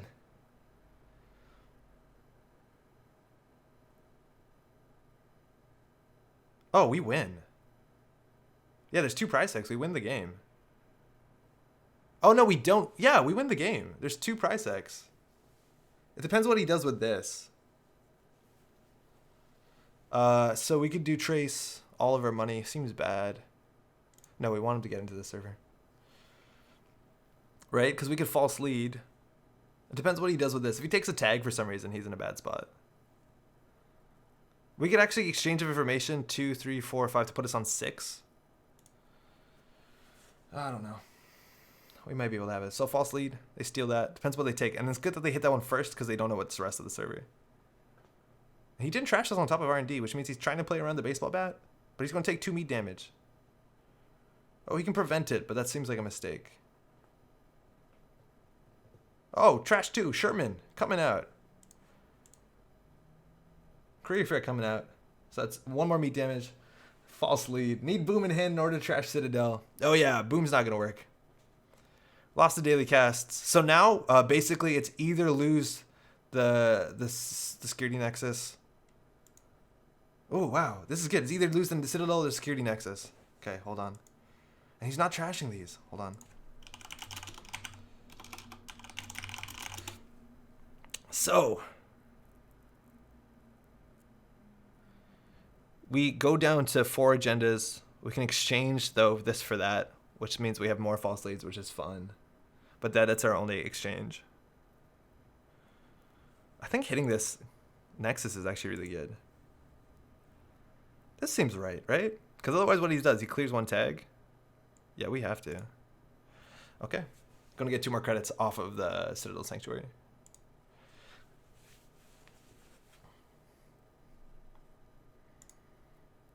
Ooh. Oof. Okay. So we get exchange of information, which is not that good. It puts us onto 5 points, puts him on 0. There's some value. We definitely want to be hitting the Citadel. There's no way that we don't hit this Nexus. Oh, he didn't trash a card. Excuse me. Okay, that changes everything. So we can exchange. We can also just trash things. Like, we can trash the Citadel. That's probably better.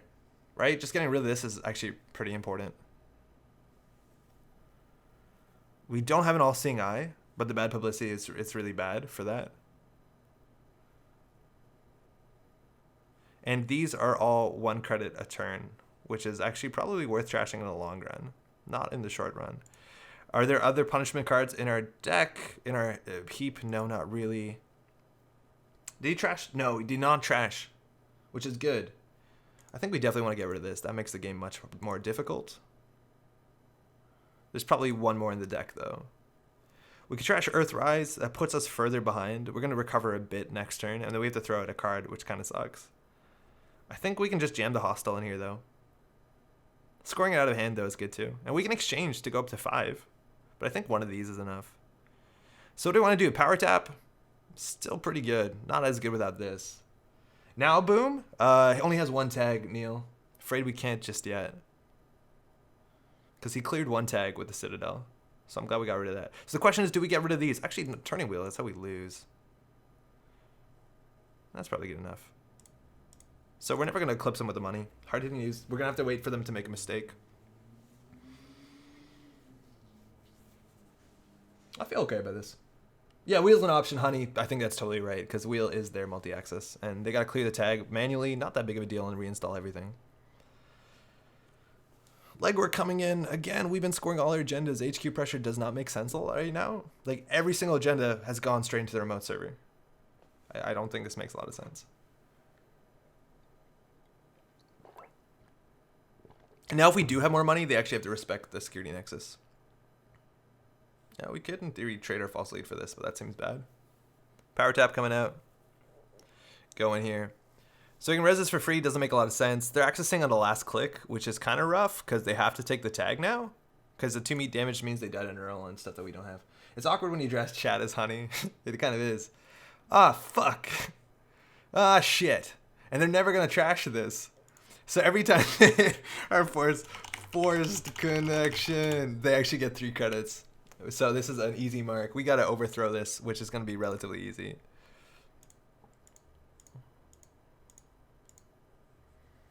Okay, we're on 5. We want to discard this as soon as we fucking can. That's brutal. So brutal. Oh, aight. Okay. So we just need to get more money than them, which will happen soon. We just can't hold on to that. It's way too much of a liability.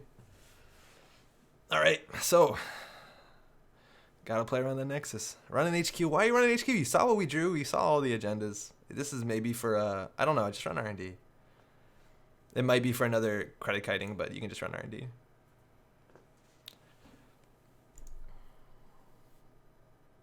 Single access on the top, getting nothing. They know what we drew. They know a bunch of these cards. I haven't been paying anywhere near enough attention for that, and Sanctuary is coming out again, so we have a hard time here. And this actually is a good server if we put Archer in front of this. And we might actually just want a casting call for this, so we could hold on to that.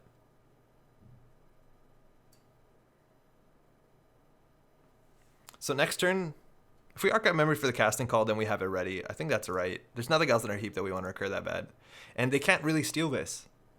Unless they, yeah. Oh, no, actually, Citadel makes it a lot easier. I guess with these, it's almost impossible. I think the stock buyback is the worst card. Because of everything else we need to win. So unless they have Film Critic, which they could, we haven't seen it yet. Unless they have Imp, we do casting call into the food into here, double advance. Dirty Laundry, that's fine. It's a single axis. Again, we could also trade. No, we can't. Oh, we res Archer for free, which is good. Hit the boom. They just trashed a card. Oh, that was instinctual. He just trashed a card. So we can come for the baseball bat.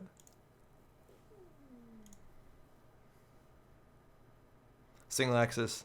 It's going to get the Atlas. Actually can't get through this remote. Took the tag, gained 3 credits.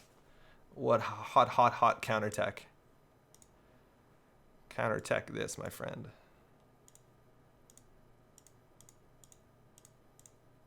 So he needs a breaker here. Can't trace through both of these. And we know we hit 1 Sherman into the heap.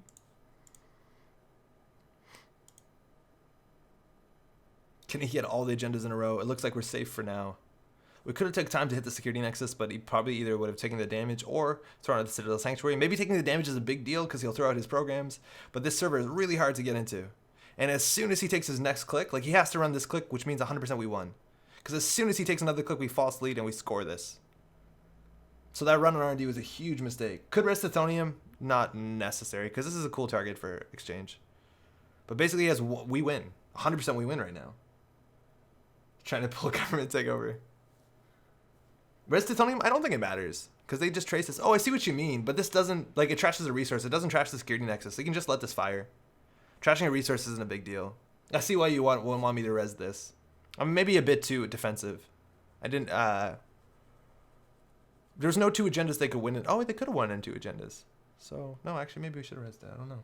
You're right. Yeah, resing this was right. You have one click, my dude. That's GG.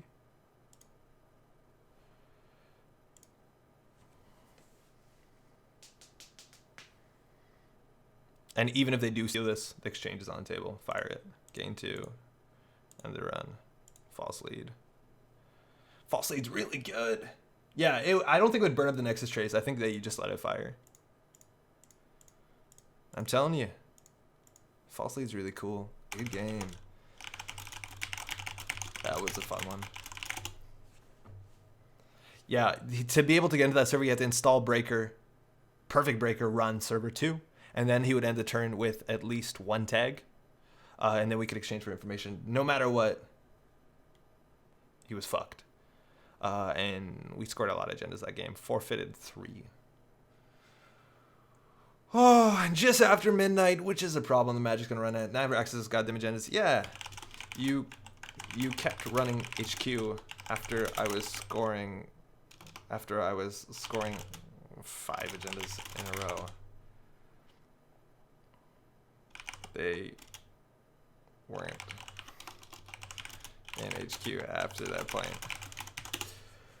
All right, well, hey, it's technically now Friday in my party Canada, so happy Friday. Thanks so much for dropping by. To all the people that we had fun games with today, I appreciate the games so much. If you're new, we had a lot of people come into chats, say hi, stuff like that. It's really important you come out. This game's in a really good place right now. Starting game at 6 point was hard, though. That's your game. Cool things in Netrunner. What happened this week? Let's go through this really quickly. I love doing this sort of stuff. VTTV Live from Toronto. They came out with, if you want to watch some of the Toronto Store Championships that just happened, they just came up. That's really good. Trace 5. Christian put out a really good video, if not last week, talking about 5 reasons why you should play Netrunner. Totally, this is worth watching, sharing it with your friends. I think it's great. Christian's videos, his like documentary videos, like if you haven't watched an in-depth review of Netrunner, it's super good. Check this video out, share it with your friends. And then lastly, not exactly Netrunner, but if you like this sort of things, you probably like this. Into the Breach just came out on Steam. If you like FTL, you'll probably like this game. I'm like sunk really hard into this one right now. It's like a mix of chess, Advanced Wars, and FTL. It's pretty rad. Without getting too far off topic, Most Wanted List 2.1 also. Good time for Netrunner. À la prochaine. Thanks so much for dropping by. Enjoy the rest of your week. And if you're if you're Montreal, there's a Store Championship on Sunday, and then we have another one coming up soon, and then the week after that is Nationals in Canada. So come drop by. Yeah, his TD breakdown was really good, Dr. Apathy. I liked it a lot. That's all. Thanks for dropping by. Ciao.